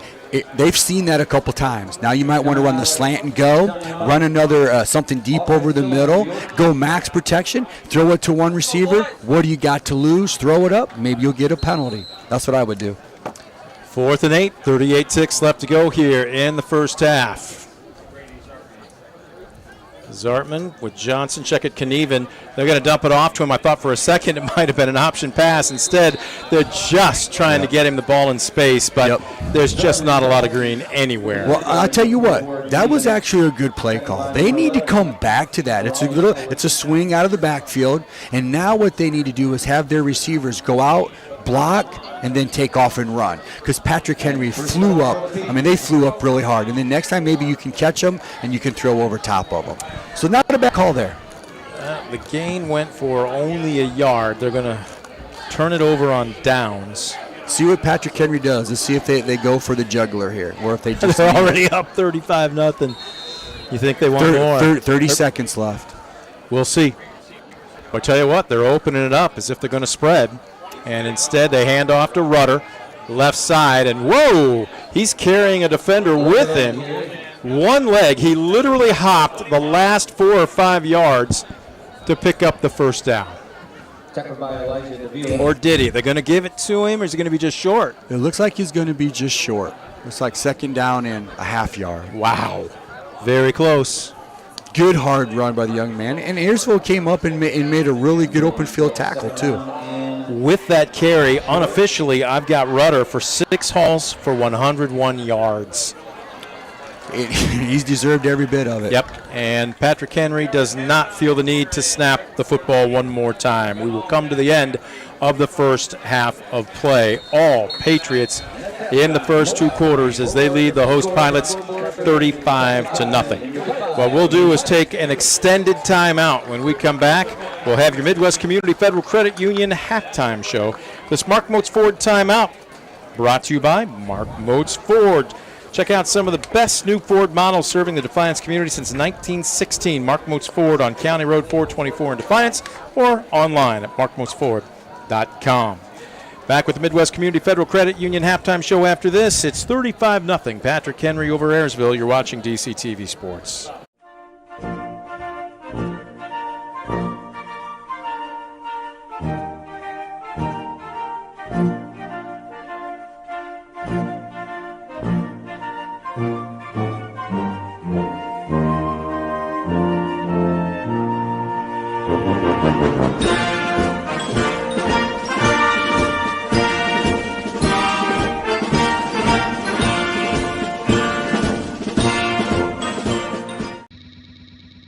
Brunswick Eye and Contact Lens Center. Personalized service and quality products in a friendly and caring atmosphere. Schedule your appointment today. Brunswick Eye and Contact Lens Center. Stadium Drive in Defiance and online at visionsource-brunswickeye.com.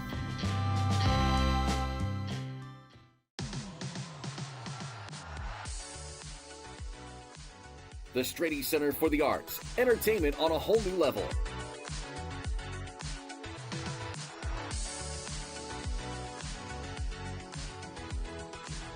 The Strady Center for the Arts presents a full lineup of culture and entertainment right here in our community.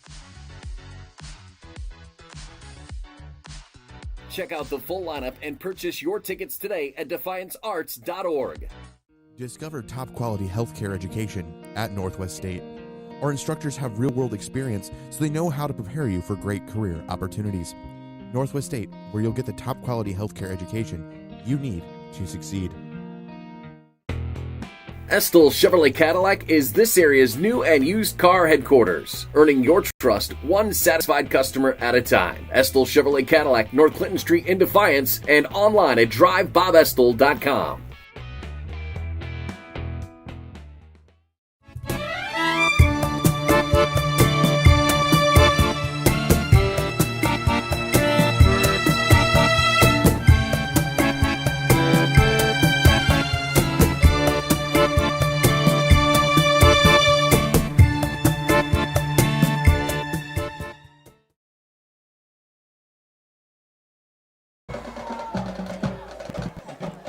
Okay, Ryan, can you hear me?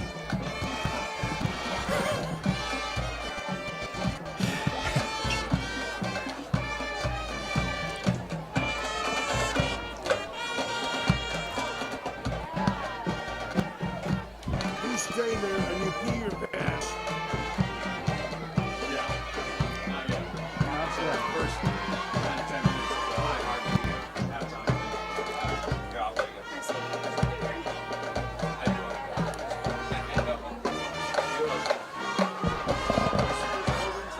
Give me a time cue.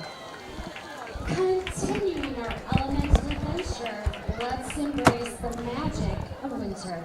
Back at Craig McCord Field, we are at the intermission. Time for your Midwest Community Federal Credit Union halftime show, celebrating 70 years of helping you achieve your dreams and securing your future. Visit them in Defiance, Bryan, or Napoleon, or online at midwestcommunity.org. Brent Babin alongside the coach, Chris Dales. 35-0 our score. Patrick Henry has just been, there's no other way to say it, dominant so far tonight. In every aspect. And look, we can look, and we're going to break down some of the skill position players' numbers here, but we have to start and give credit where credit is due. The road graders up front, both on the offensive and the defensive line, have just simply ruled the night tonight. 100% Craig. There's no other word but total dominance. Offensively, Patrick Henry can do whatever they want up front. There's gashing holes. Their running backs, they're literally not getting touched for 5, 10, 15 yards. And then defensively, their defensive line and linebackers, they're in Ayersville's backfield. They're 2 and 3 yards deep every single play. Ayersville can't even hardly get the ball even handed off. When they try to throw it, they're in the quarterback's face. There's no place for them to run. So this game is being won in the trenches. And Patrick Henry, kudos to them. They are totally dominating up front. So if you're Ayersville, what can you do? There's no such thing as a 35-point drive, but what can you do to at least establish yourself and, if nothing else, just win a drive or two? Right. Offensively, just got to stay positive. That's the first thing that you got to do.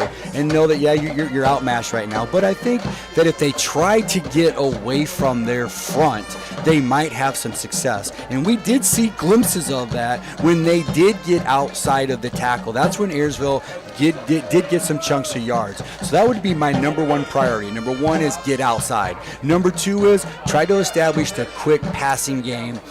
Get the ball to some of your wide receivers out in space, on the edges. Because Patrick Henry, their two corners, they're off a little bit. But that's what I would do as far as Ayersville offensively. Defensively, they got to hold their ground. They got to stay in their gaps. And the linebackers got to fill downhill because the holes just are gaping, and it seems like they're 2 or 3 steps behind. And if I'm Ayersville's coach, I say, hey, you know what? If you make a mistake, if they beat us over top, let's really try to slow down their running game. That's what they got to do. Right now, we are looking at the Patrick Henry marching band. We will see Ayersville take the field for their halftime show here shortly. 35-0 our score as the Patriots lead the Pilots at the intermission. We're going to take another quick timeout. Back with more of our Midwest Community Federal Credit Union halftime show. You're watching DCTV Sports. For the past 70 years, Midwest Community Federal Credit Union has been your financial partner, helping you achieve your dreams and secure your future. Midwest Community Federal Credit Union, with locations in Defiance, Bryan, and Napoleon. Find out more at midwestcommunity.org.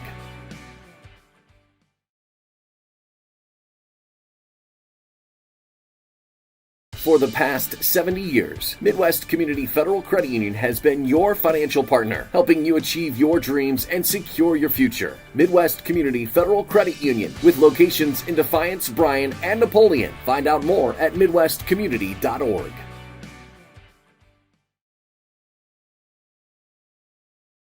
For the past 70 years, Midwest Community Federal Credit Union has been your financial partner, helping you achieve your dreams and secure your future. Midwest Community Federal Credit Union, with locations in Defiance, Bryan, and Napoleon. Find out more at midwestcommunity.org.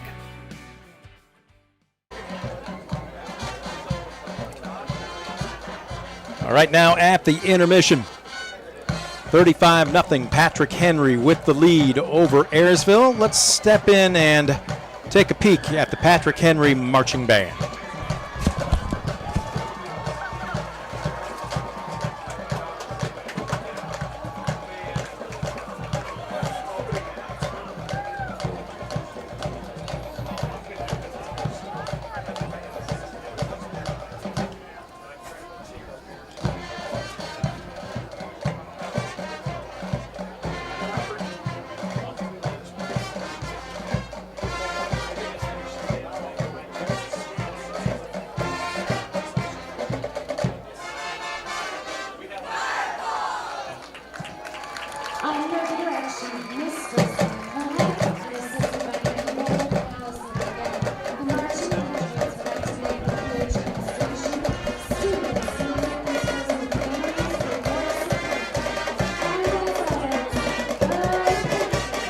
The Patrick Henry Marching Band with Fireball for their halftime performance.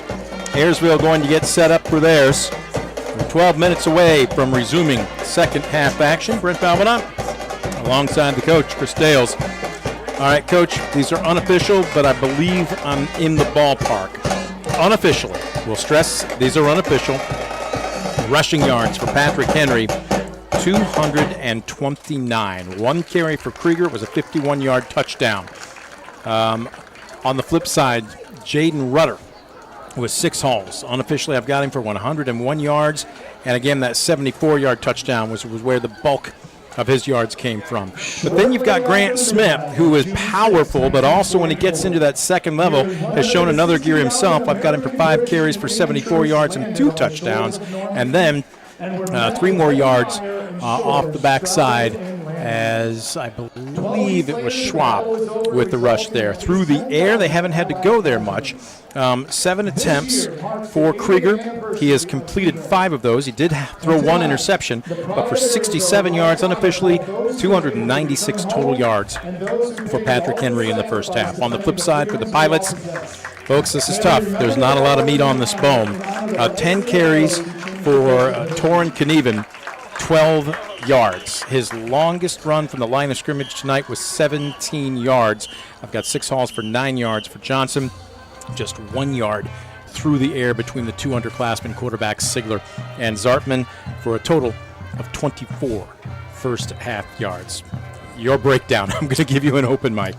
Well, first of all, Patrick Henry, they are doing almost everything right, and it starts up front. Tremendous job with their blocking schemes, tremendous job with sustaining their blocks, keep on driving. The interesting stat, we don't have this stat, but if there was this stat is, when are their running backs being touched to be first tackled? contact. I bet you it is anywhere between 5 to 10 yards, maybe sometimes even longer. That is absolutely huge. That means they are creating huge gaps up there, and they are just totally dominating the offensive line. If they had 100 plays, they did 99 really good. The quarterback made a bad decision, threw across his body. Ayersville made a really nice play on it. But if you are 99 out of 100, you're doing some good things. I know they have some older kids. They got a lot of experience, with the long playoff run, with their tradition. They are expected to do this year in and year out. Patrick Henry, week number 2, they're rolling. Yeah. They're rolling. 35-0 at the intermission. We'll be back with more of the Midwest Community Federal Credit Union halftime show right after this on DCTV Sports. For the past 70 years, Midwest Community Federal Credit Union has been your financial partner, helping you achieve your dreams and secure your future. Midwest Community Federal Credit Union, with locations in Defiance, Bryan, and Napoleon. Find out more at midwestcommunity.org. For the past 70 years, Midwest Community Federal Credit Union has been your financial partner, helping you achieve your dreams and secure your future. Midwest Community Federal Credit Union, with locations in Defiance, Bryan, and Napoleon. Find out more at midwestcommunity.org. For the past 70 years, Midwest Community Federal Credit Union has been your financial partner, helping you achieve your dreams and secure your future. Midwest Community Federal Credit Union, with locations in Defiance, Bryan, and Napoleon. Find out more at midwestcommunity.org.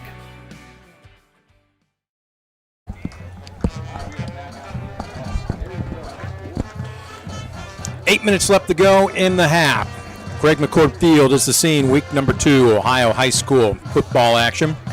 Visiting Patrick Henry, leading Ayersville 35-0.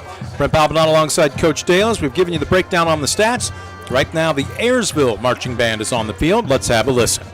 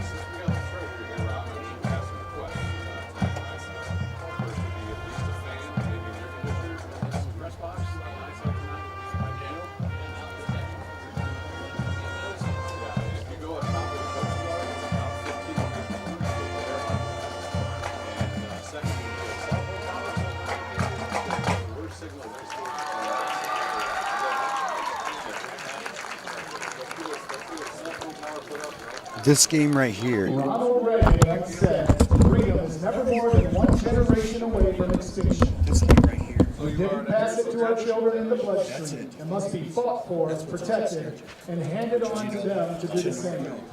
Tonight, as we close out our performance with the United States Armed Forces Medley, we ask that any among us who have served or are currently serving would please stand when you hear your branch's medley being played.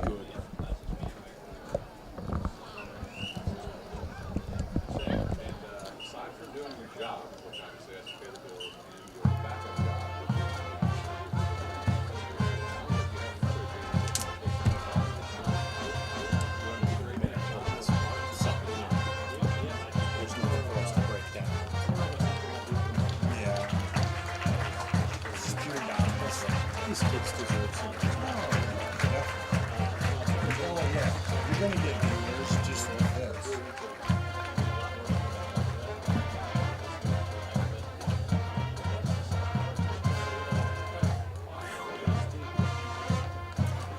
Air Force. Let's see, I'm waiting for the Navy.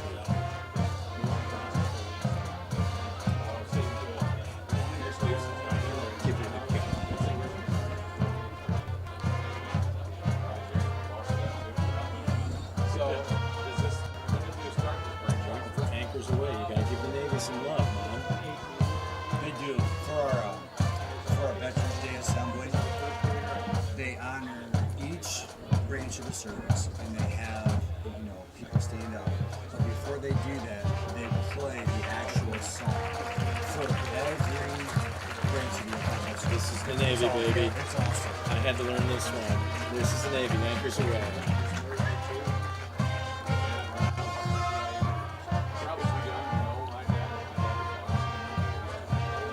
Job for a small.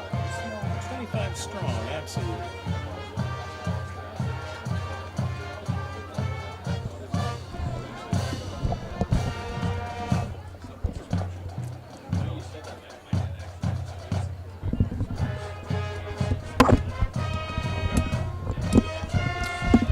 We are at the Midwest Community Federal Credit Union halftime show as the Defiance marching make that Ayersville marching band. Pardon me, force of habit, folks.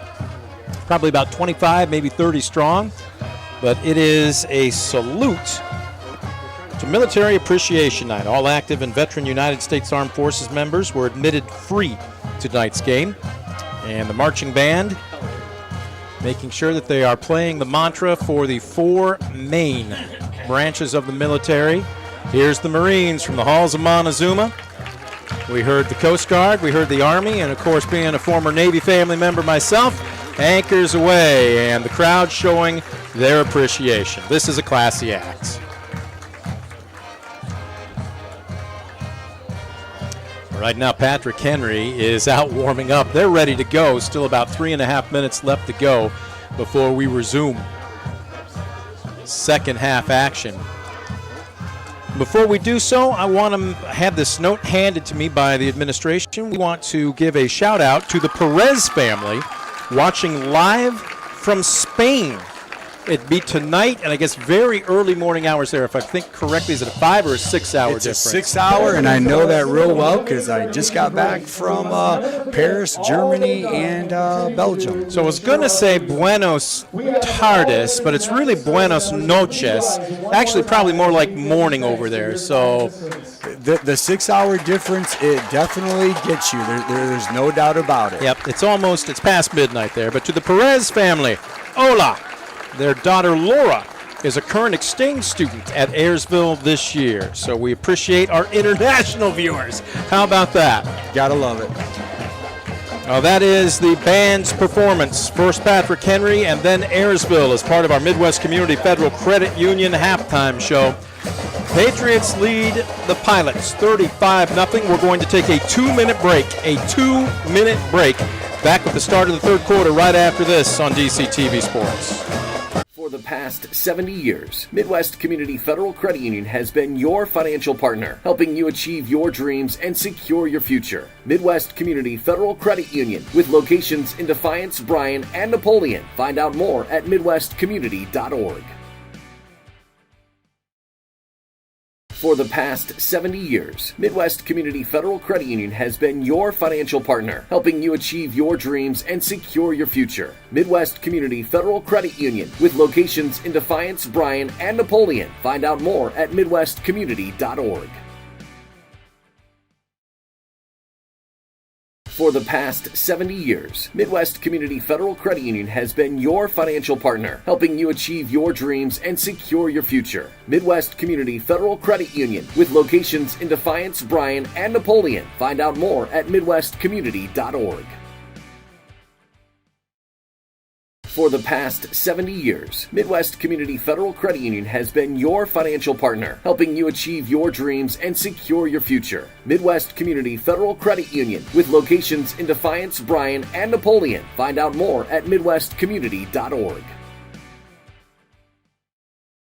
For the past 70 years, Midwest Community Federal Credit Union has been your financial partner, helping you achieve your dreams and secure your future. Midwest Community Federal Credit Union, with locations in Defiance, Bryan, and Napoleon. Find out more at midwestcommunity.org. For the past 70 years, Midwest Community Federal Credit Union has been your financial partner, helping you achieve your dreams and secure your future. Midwest Community Federal Credit Union, with locations in Defiance, Bryan, and Napoleon. Find out more at midwestcommunity.org. For the past 70 years, Midwest Community Federal Credit Union has been your financial partner, helping you achieve your dreams and secure your future. Midwest Community Federal Credit Union, with locations in Defiance, Bryan, and Napoleon. Find out more at midwestcommunity.org.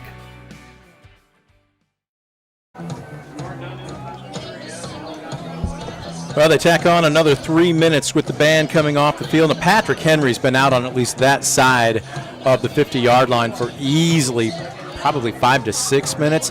Ayersville came out probably about 90 seconds ago, but they tacked on another 3 minutes. So we're 2.5 away from resuming third quarter action here.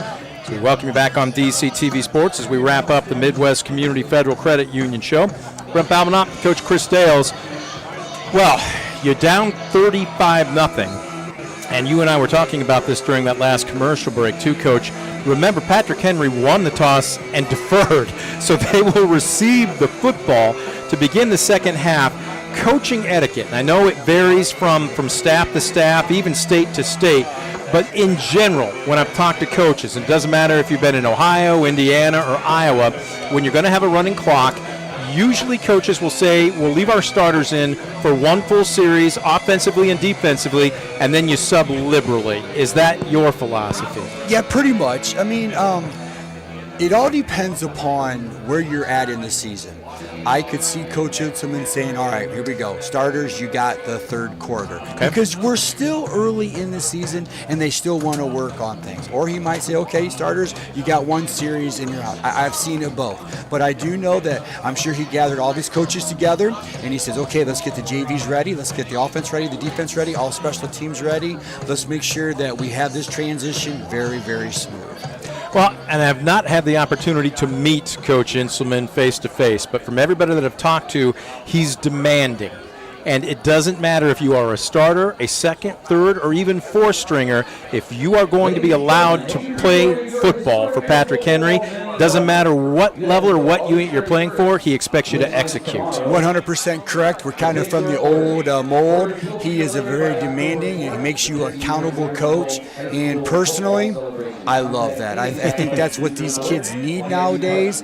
And the kids know exactly what you need to do to play football at Patrick Henry. They got great tradition, and you know if you put that uniform on, you're going to act accordingly, you're going to practice hard, you're going to play hard, because their standards are up here. Yep. And if you don't meet those standards, then that's okay.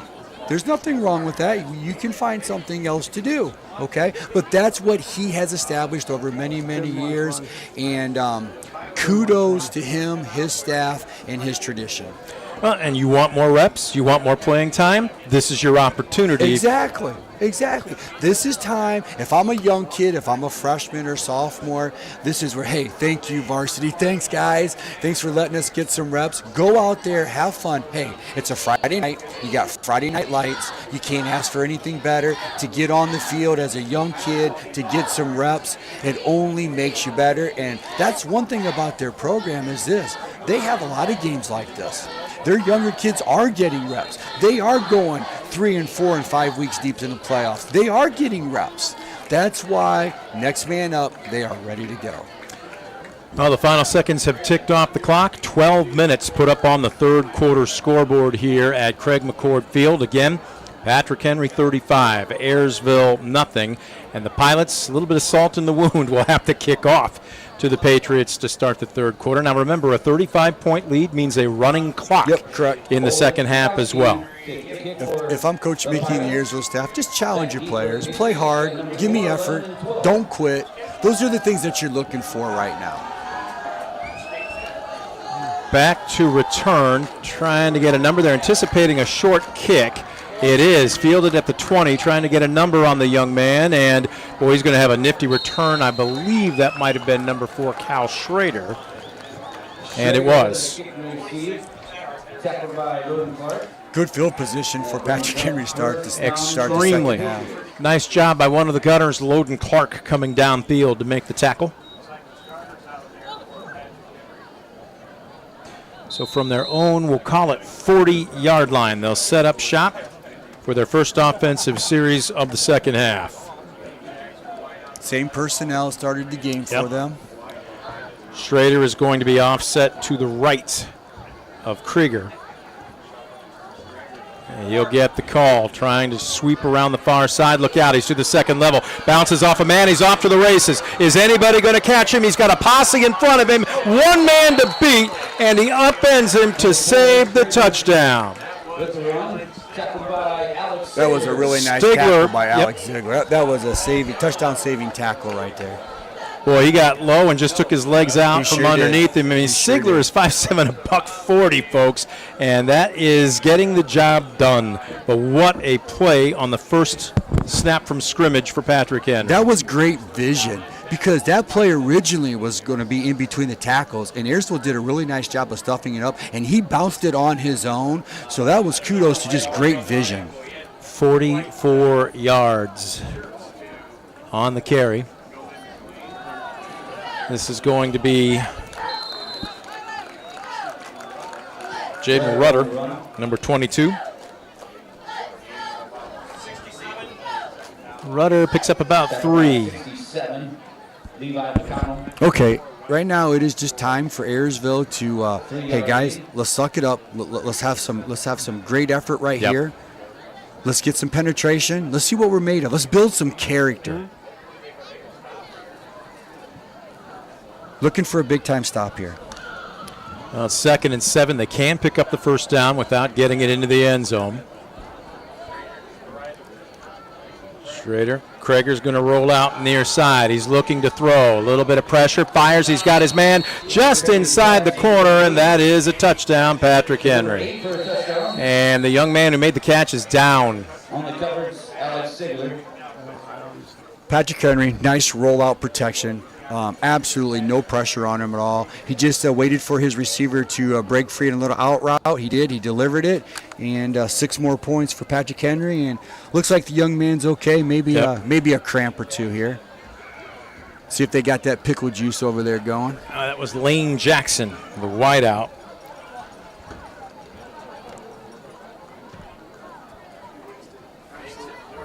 Two catches for 19 yards unofficially for Jackson and a touchdown. Krieger on to attempt the extra point.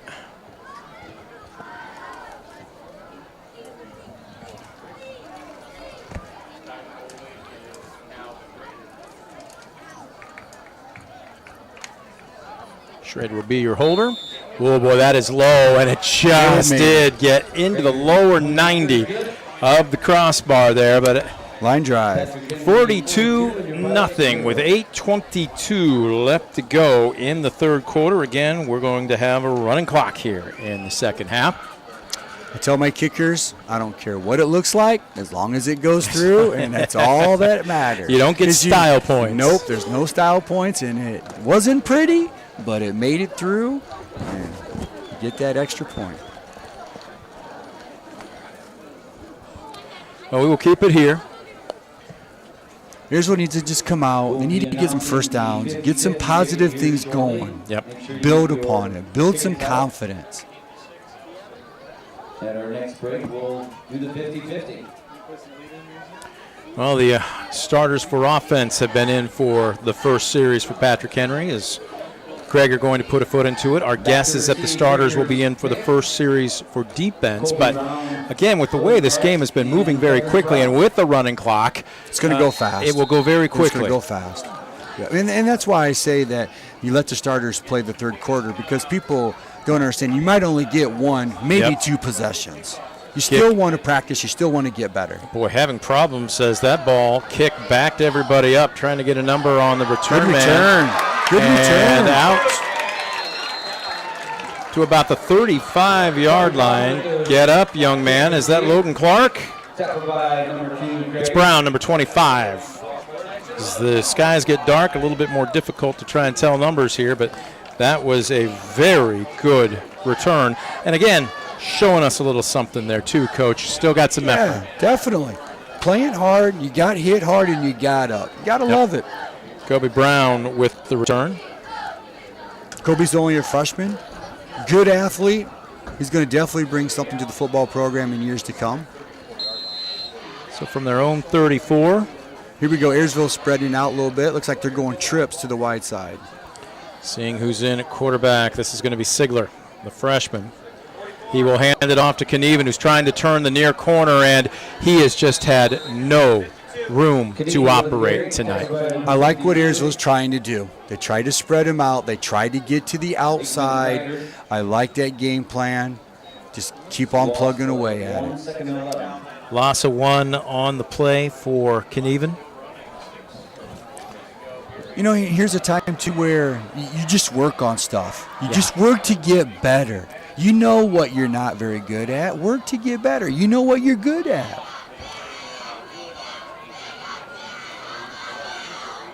Second and 11 after the loss of 1. Coming up on 6.5 minutes left to go in the quarter. Well, there might have been movement early, but no flag. And they're just going to run in between the tackles. Yeah, little Johnson. Little misdirection there. Ayersville ran that play a couple times in the first half. Hey, got some positive yards. Okay, we'll take that, build upon it. I think the cross-buck action, the misdirection's good because it slows down the linebackers, because PH linebackers, they feel hard downfield. Yep. Just physical. Athletes at every position. Quickness where it's needed, power where it's needed. And they have executed at a high level tonight. What, 2 penalties, I think, was it? Patrick Henry has just 1 penalty. 1. And did Schrader get there early? He did not. Perfect timing as they rolled Sigler out. And Logan Clark was open on the out route. Just couldn't quite get it to him. So 4th and 8. Knieven will do the honors again as Schwab standing back to return.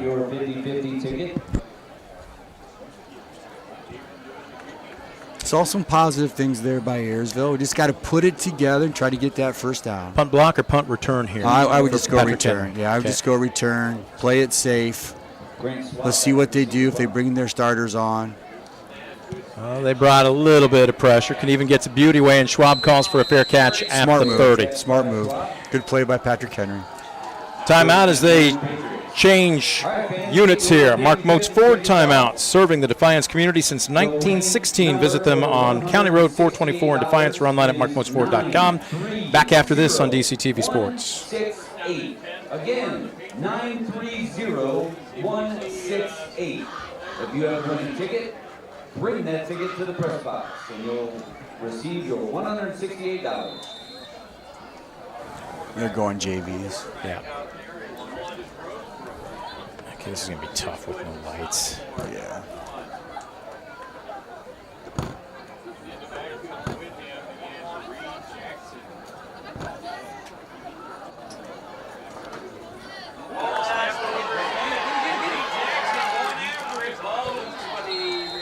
Loose ball on the field. Tristan Rosebrook, quarterback, recovered the ball.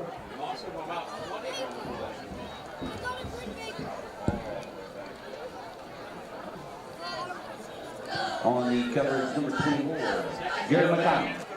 Second down.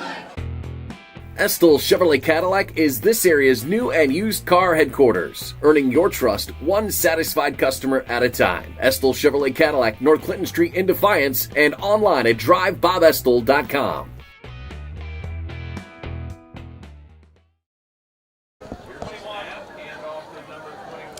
.351 left to go in the third quarter, and as we anticipated, the subs are now checking in for Patrick Henry. A new quarterback is going to be Tristan Rosebrook, a 6-foot, 143-pound sophomore. We'll try and get some other names to numbers as well. Ayersville's the same. They got their, looks like their second string in on defense. Ayersville caught a break. They had a bad snap on PH, and it is now third down and about 30.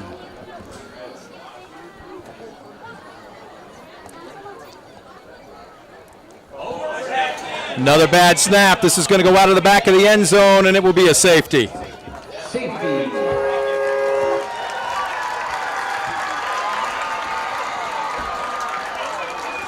Well, a little bit of a silver lining for the Pilots.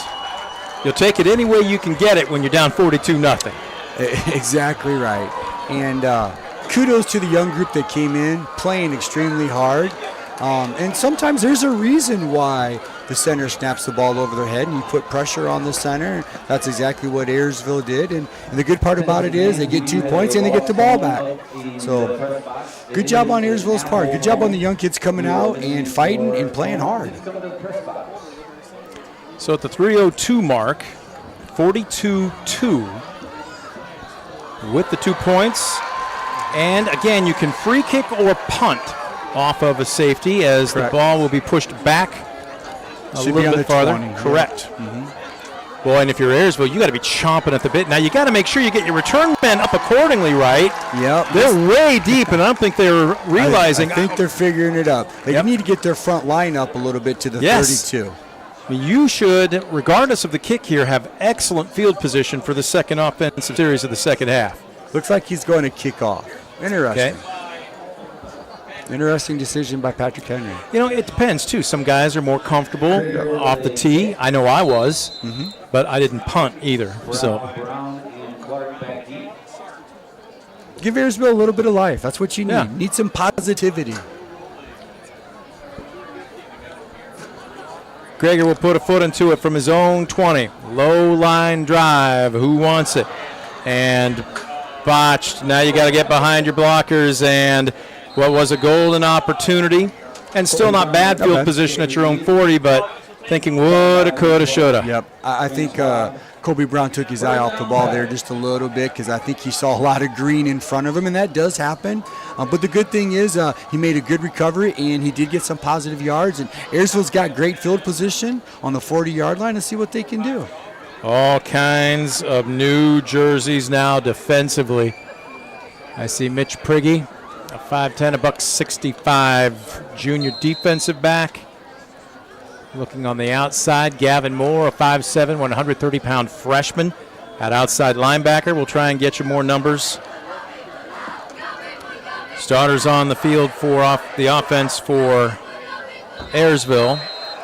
As Zartman hands off straight up the gut, and it just doesn't seem to matter whether it's the first or second string in. No. Man, they are just filling gaps. Yeah, not at this point. Looks like Ayersville still has the starting quarterbacks in, running backs.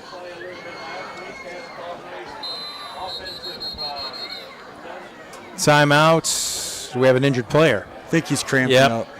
Down the near sideline here, and can't get a number. Number 30. Okay. A found phone is an iPhone.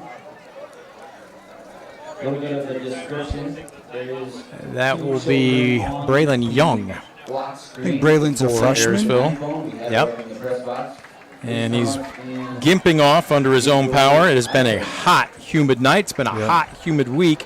And I know we often talk about it and players will say, but I pushed water today. I pushed water today. And coaches will say, you need to push water every day. It's got to start on Monday. You hydrate your body throughout the week.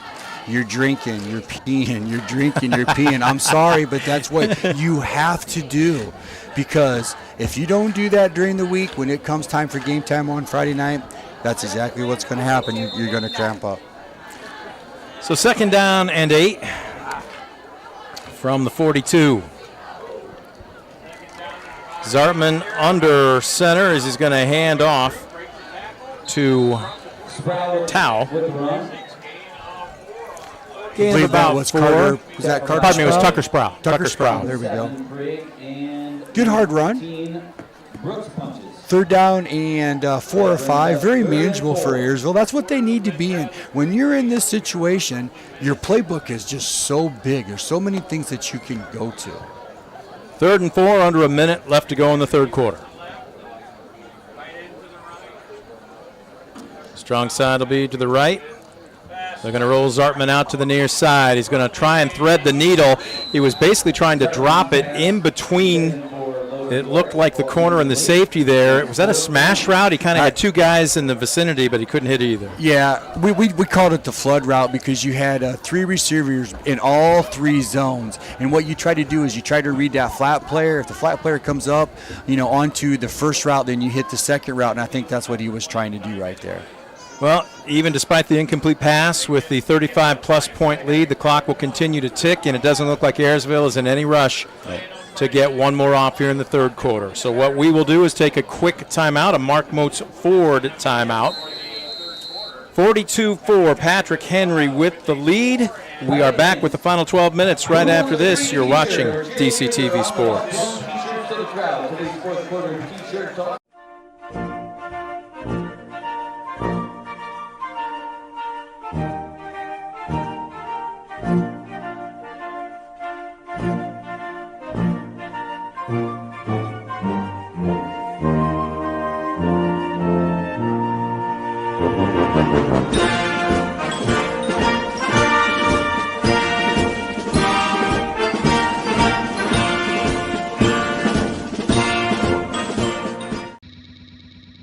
Brunswick Eye and Contact Lens Center. Personalized service and quality products in a friendly and caring atmosphere.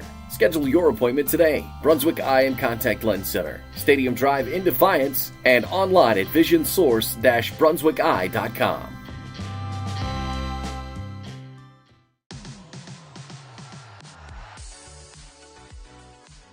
The Strady Center for the Arts. Entertainment on a whole new level.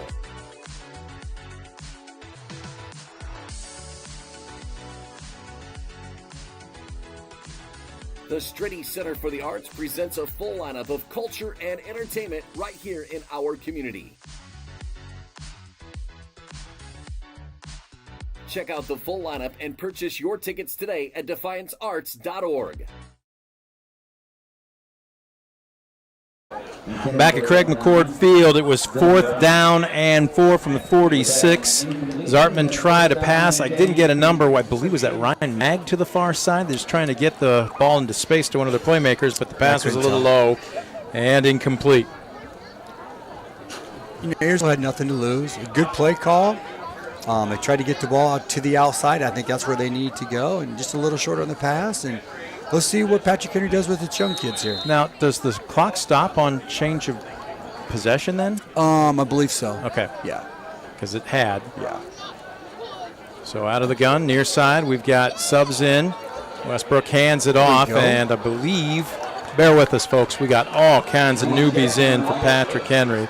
Is the ball loose? Well, the whistle hasn't sounded. It's been picked up, and, well, we'll just see what tent gets pitched over the circus right now. We'll give you the down distance. I really don't know what happened. I don't either. It looked like he was stopped. I don't know if he fumbled it, but whatever happened, that young man kept his legs going. You played on the whistle, though, right? That is 100% correct. That's exactly what he did, and he made a tremendous play out of that.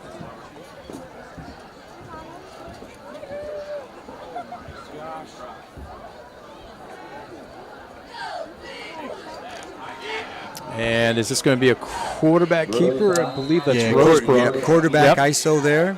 Good pickup, good execution for Patrick Henry. High snap, he handled it well and was able to get positive yards out of that.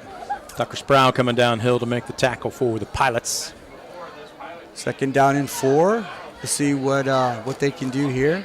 I anticipate some type of off-tackle run by Patrick Henry. New back in there. Looks like a pair of them, number 20 and I believe 24. Be Joaquin Esquivel and Braxton Beard. This is going to be Beard turning nice the near corner block. and look out. And he made the cardinal sin of slowing down as if he was going to try and make a juke or something. We were always taught if you can't out-sprint them, you lower the shoulder. But even if you're going to cut back, misdirection, it doesn't do you any good to slow down. Definitely not. Definitely not. I'm going to give some kudos here to Patrick Henry's wide receivers. Those guys were blocking hard out on the edge. This is a physical team. Definitely. Ayersville stopped them at the initial point of attack, and then they bounced it outside, and their receivers were still blocking, and big gain for them. Coming up on 9.5 left to go in the ball game. Still Esquivel and Beard, and another high snap. Who's on it? And it looks like Ayersville has recovered. It is number 56. That is Jaden Campos with the fumble recovery. Good job for that young man. He's a freshman, getting play underneath the Friday Night Lights. Big play. Good job. Get some momentum going for Ayersville. And a memory here that hopefully build into next week. Definitely. And you know, too, this is good for Patrick Henry. You know, what happens if their starting center goes down? They're finding things now that they need to work on. So this is a win-win situation for both schools at this point.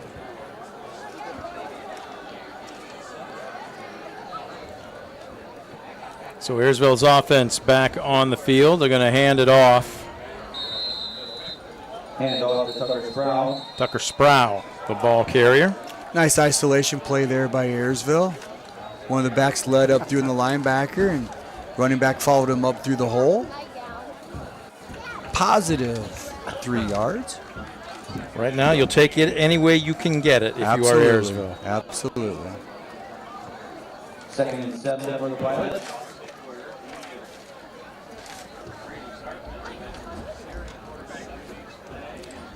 Well, they ran with the rotation of underclassmen quarterbacks, the freshman Alex Sigler and sophomore Brady Zartman. I think Alex is back in as a freshman. Yep. There's nothing wrong with that. Nope. He's still a freshman. The handoff, or is that a mesh play? He's going to keep it on the far corner, and they feather him out. Yeah, Boy, just a well-done job. I'm not for sure if that was just a miscommunication. They didn't get the handoff, and he just wanted to make something safe out of it. But he definitely pulled it and tried to get to the outside to get something, and Ayersville looks like 3rd and about 7. Well, I did talk with Owen Lloyd as he was walking into the locker room tonight, the starting quarterback and defensive back for Ayersville, who got injured, I think it was in the 3rd quarter of last week's game.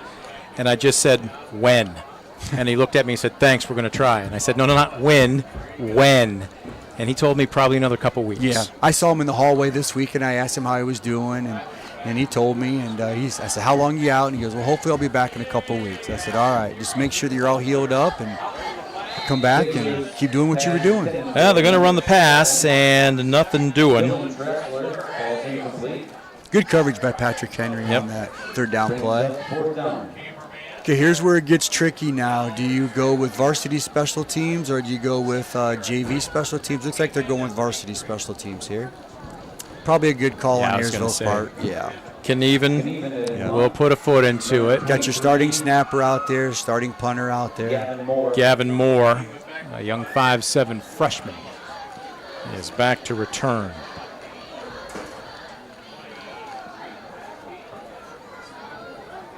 Low snap, picked up on a hop, and he gets it away. Fire call? Yep. Yeah. Oh, boy, it takes an Ayersville, a bit of an Ayersville bounce, but there still again, excellent field position. Yep, there again, Patrick Henry, that's something to work on. They should have. There's all sorts of different things they can call: fire, red, poison. You just got to get out of the way. Run to the sidelines. Patrick Henry was running down there, and lucky he didn't hit one of their players. 14, that was in the second quarter. Good learning lesson. Wayne Trace, 21-14 over Spencerville, still in the third quarter as well. And Eden over Antwerp at the half was 48-0. As the official winds the clock, now under 6.5 minutes left to go in the game.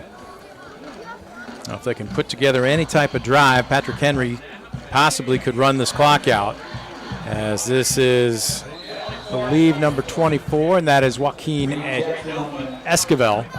Good second effort. Definitely. He was stopped at the line of scrimmage for no gain. Once again, he kept his leg going and bounced it to the outside. What a great effort by that young man.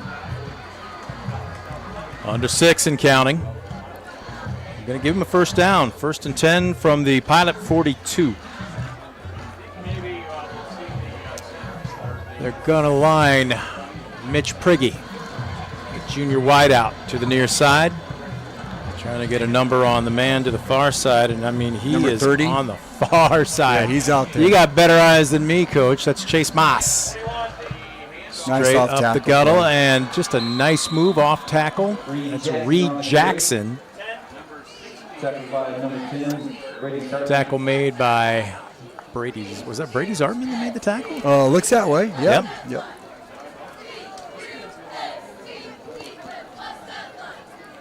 Ayersville's got a bunch of young kids, and sometimes you got to do double duty, and there's nothing wrong with getting out there and playing some defense, and once again building some character, building some toughness. 2nd down and 4. Dropping back, firing across the middle, and wide open. Little play action by Patrick Henry. That's the first time that we've seen that tonight. Rosebook to tight end Gus Meyer. And a huge gain down to the 15. That's pretty, about 20. That's pretty impressive from a JV squad running play action. They executed it well. Nice pass by the quarterback. Good catch by the tight end.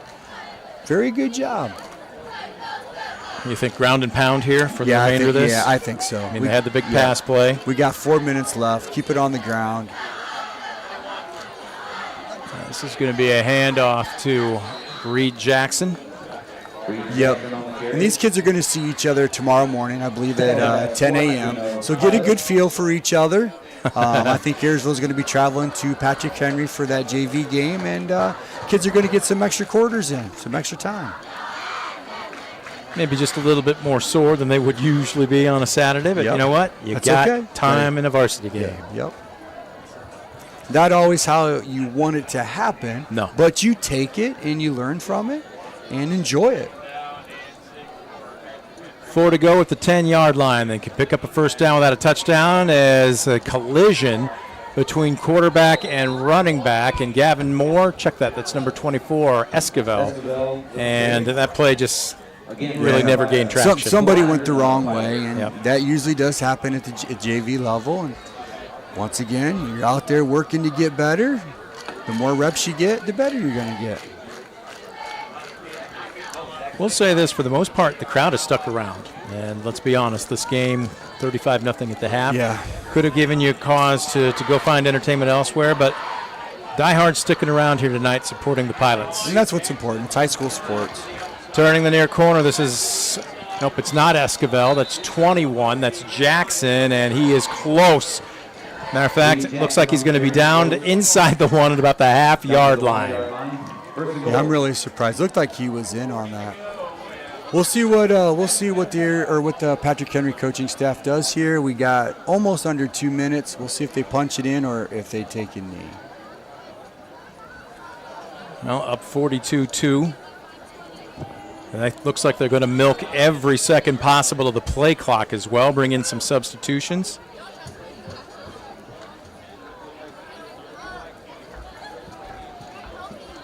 They'll line them up. Esquivel and Jackson They'll go with the power back, and that's what we called a slam in my day. The fullback, those power backs like, Coach, give me the ball. I got an opportunity. Escobar is into the end zone for the touchdown. Good execution by the younger kids. Right up the middle. They're getting lots of playing time. They're taking an opportunity to show, what abilities they have. And they're building some depth and building some experience. Clock continues to tick. Coming up on 90 seconds left to go as Patrick Henry will attempt the point after. Now up 48-2. They might be going for Are they going to go for 2? Just because they are. The JVs probably don't have a kicker. So Esquivel and Jackson again. Nope, they're going to take a knee. That's a class move by Coach. Yeah, you don't have a kicker for JVs. Just take a knee. Nice job. Nice job. So you like to see that in high school sports. Well, at this point, you've made your statement, too, right? There's nothing either team can do. You don't need to risk getting somebody hurt. Classy move. Good job. Well, and I've also been privy to many, many coaches' conversations, as you have, obviously, within the fraternity itself. What comes around goes around. Yep. You may find yourself with a thin roster in another couple seasons, and then how you treated your opponents usually comes back. Trust me. Trust me. Experience. Coaches take mental notes. Coaches take written notes. And those notes come out during game week of each opponent. And things like that will come back to get you. So, classy move on Patrick Henry's coaching staff's part. Minute 14 left to go. We'll wait and see who comes out on the return team for Ayersville. But look, this is going to be a tough one. I know the coaches always talk about not too high after a win, not too low after a loss. How do you flush this one? But at the same time, Coach, what do you take from this game that you can build towards week 3? The major part is going to take place tomorrow morning, okay? You get to varsity in, you sit down, and you go through the film, and you got to be critical. Mm-hmm. You have to, because you got to learn from it. You take the good things that you did, and you build upon it. Look, guys, see this? This is good. We got to do this more often. The things that you didn't do so well, you got to go to practice, and you got to fix it. Wow. That's what you take out of it. So tomorrow morning's film session is absolutely critical, and then you move on. You try to go positive and just try to get better. Garrett McConnell falls on the short kick. They didn't even attempt to go deep, and barring a penalty, this will be the final play of the ball game. Yeah.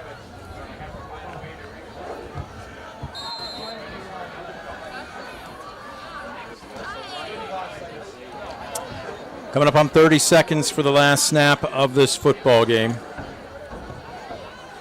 And Zartman will hand off to Sproul.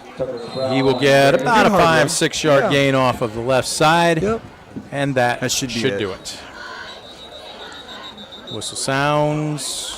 Oh, we got a player cramping up for Ayersville. Yeah. Surprised we haven't seen more of that tonight. We saw one player for Ayersville, and it is Sproul. He's trying to get up, but he's also trying to stretch out. He's actually grabbing his left knee.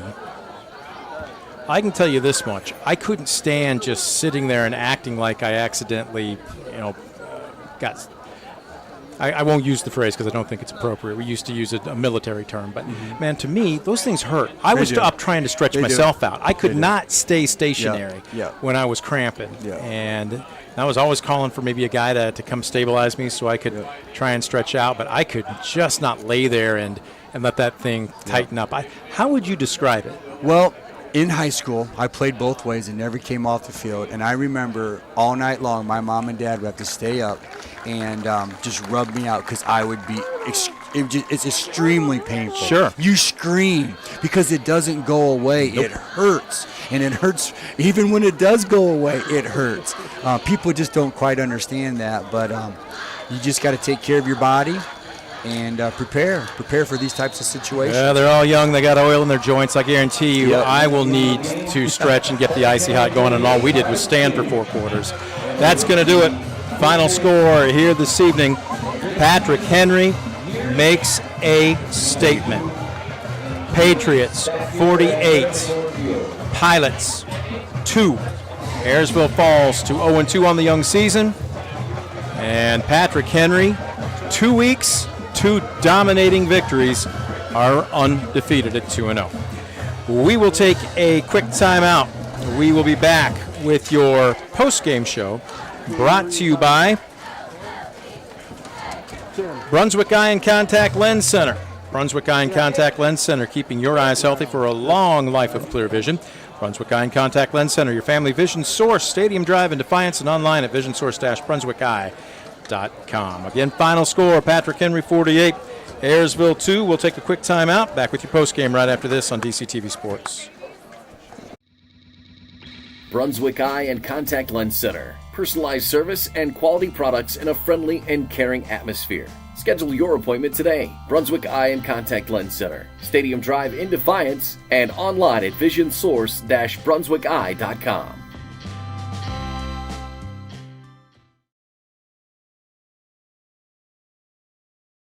Discover top-quality healthcare education at Northwest State. Our instructors have real-world experience, so they know how to prepare you for great career opportunities. Northwest State, where you'll get the top-quality healthcare education you need to succeed. Estill Chevrolet Cadillac is this area's new and used car headquarters, earning your trust one satisfied customer at a time. Estill Chevrolet Cadillac, North Clinton Street in Defiance, and online at drivebobestill.com.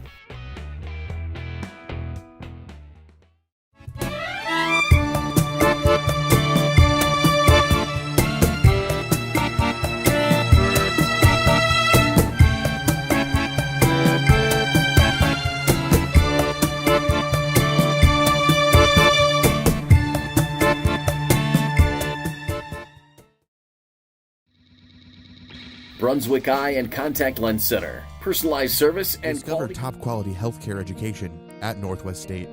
Our instructors have real-world experience, so they know how to prepare you for great career opportunities. Northwest State, where you'll get the top-quality healthcare education in a friendly and caring atmosphere. Schedule your appointment today. Brunswick Eye and Contact Lens Center. Stadium Drive in Defiance and online at visionsource-brunswickeye.com. Look, let's just go ahead and run it down. Well over 400 yards of total offense for Patrick Henry. I don't have the final stats in front of me. I was introducing myself to the volleyball coach because our next broadcast will be Tuesday night as Ayersville Volleyball will host, I believe it's Fairview. But I can tell you this much. There was practically no difference between the final game and the halftime stats here. Under 100 total yards of offense for Ayersville. So, first things first, you tip your cap to Patrick Henry. Yep. They were just the better team tonight. Yep. But at the same time, if you are Ayersville, this is just week 2. Right. Only week 2. Yep. What do you build on moving forward? Like I said, you got to get in the film room. You got to build upon that. And then take those things that you're doing well, keep on doing them in practice, build upon them, maybe throw in a wrinkle here or there. Take what you're doing well and keep on doing it. And then definitely the things that you aren't doing so well, you got to get out there and you just got to practice it. And sometimes, I won't say there was men versus boys tonight, but this is what I'm going to say is that Patrick Henry had an older group of guys on the field. They had lots and lots of experience. And in the weight room in particular. I mean, yeah, definitely in the weight room. You can definitely see the size advantage. And not only the size advantage, but their ability to be strong, to hold their gaps, to hold their ground. So, they're doing, some very, very good things. They're just at a higher level. And, you give credit to the NWAL. That league is good. You could finish third. You could finish fourth in that league, and you might find yourself in a championship game or the Final Four, i.e. last year, Patrick Henry Patriots. We have got to make a decision on our player of the game. We didn't really get a chance to talk about it much, but I'm going to go with one, and you tell me if you agree or disagree. Our Player of the Game award, brought to you by BSN Sports. Tonight's Player of the Game will receive a DCTV Sports Player of the Game t-shirt courtesy of BSN Sports. BSN Sports, the office apparel provider of DCTV Sports. I am looking at Jaden Rutter. 7 carries, 104 yards, and a touchdown. can you be more productive in a more concentrated, small, I don't want to say small, I'll say condensed effort than he was tonight? Young man had a tremendous game, and a lot of it was the guys up front, okay, because he wasn't getting touched for, like we've talked about before, 5-10 yards. But this is what I seen out of the young man. When Ayersville did a good job of plugging up the hole and stopping him, he has great vision. He bounced 2 or 3 plays in which he added on 10, 15, 20 yards, especially the big run down the sideline. So I really like that about him. And those types of players, sometimes they just get it. Yep. You know, they just have that natural knack of having great vision, seeing a hole close, bouncing it to the open area. So definitely deserving of it, but I think he might want to at least get some ice cream for those big boys up front. The road graders up front did more than Yeoman's work tonight. I mean, he didn't have to run to daylight. You and I could have hit a couple of those holes and gotten to the second level before anybody touched us, and I guarantee you, you're probably even faster than me. I don't know about but that. One of those situations where it was certainly a team effort here this evening. We're going to take our final break of the Brunswick Eye and Contact Lens Center postgame show. When we come back, we will put a wrap on it. Don't you go anywhere. Final score again this evening. Patrick Henry just dominant tonight as they knock off the Pilots by a final of 48-2. We're back right after this.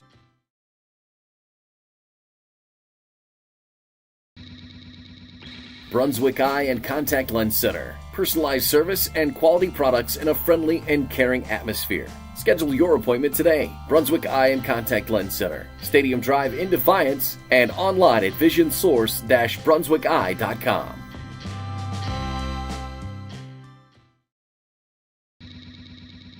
Brunswick Eye and Contact Lens Center. Personalized service and quality products in a friendly and caring atmosphere. Schedule your appointment today. Brunswick Eye and Contact Lens Center. Stadium Drive in Defiance and online at visionsource-brunswickeye.com.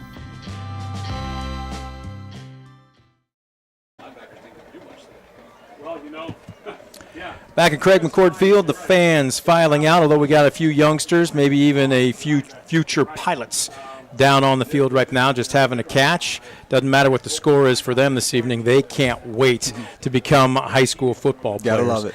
Final score this evening, though, Patrick Henry, just simply from the first opening snap, if I can be redundant, the opening snap to the final gun. As a matter of fact, it was a running clock in the second half. 48-2, the final score. Brent Balbinot again alongside the coach. Coach, I know you roamed these sidelines, and it's just – it's not easy. No, but what not. do you tell your team? What did Coach Mickey tell his team? Because that was a very quick meeting before they hit the showers. Well, the first thing you got to tell them is that's a really good team, guys, okay? They execute well. They have older guys. They got lots of experience. Understand why they are so good. Understand what they do to get this good. This is where we want to go to. So if you put it in that way, you know, you can make the kids feel a little bit better. But, you know, when the dust all settles, we got to get back to work. Okay, it's only week 2. We got 8 more weeks. We got to see what we can do to get better. And fellas, it's not going to be easy. We got to get in the weight room. We got to study film. We got to practice, and we got to practice hard. We got to practice with full pads. So you got to grind. There is no magical solution. You know, when you're 0-2 and you're kind of getting beat up offensively and defensively. The simplest thing I got to say is you got to go to work, you got to clock in, but you got to make it productive. Just don't show up and just go through the motions. If you do that, hey, it's not going to be a long season. Just stay positive. And that's the hardest thing. Stay positive. Success never comes easy. Nope. And I know it's coach speak, but you've got to embrace the process. And part of that is the stuff that you don't like about it, because in the end, it is worth it. What's the old phrase my coaches used to say? I'm not telling you it's going to be easy. I'm telling you it's going to be worth it. Tough to tell, though, when you're on the short end of a 48-2 score. That's where you have to trust the coaching staff, though, right? What we're telling you is right. Just keep with it. Yeah, and that's a great point because, you know, things have changed so much, you know, over my time of coaching. Okay, I coached for 34 years, college level, high school level, and, you know, some kids are a little bit different.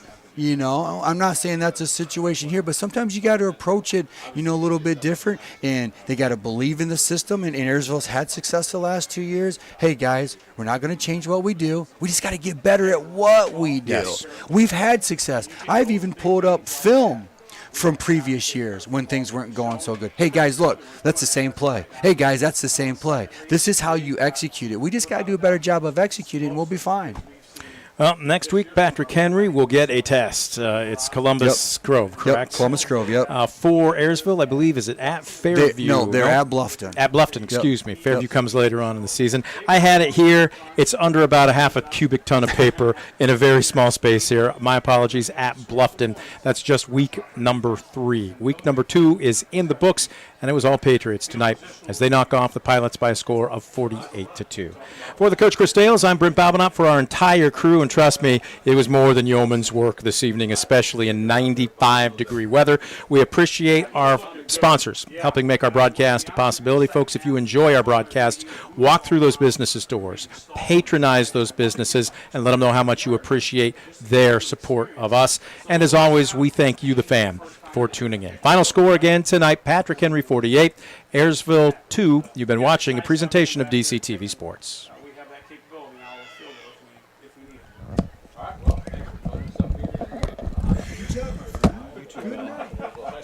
This will be so much better. Yes, it is. Next week. You do a great job with all this stuff, man. I mean, this is definitely your realm, and I can talk about all the other crap, but you do a hell of a job. Well, I guess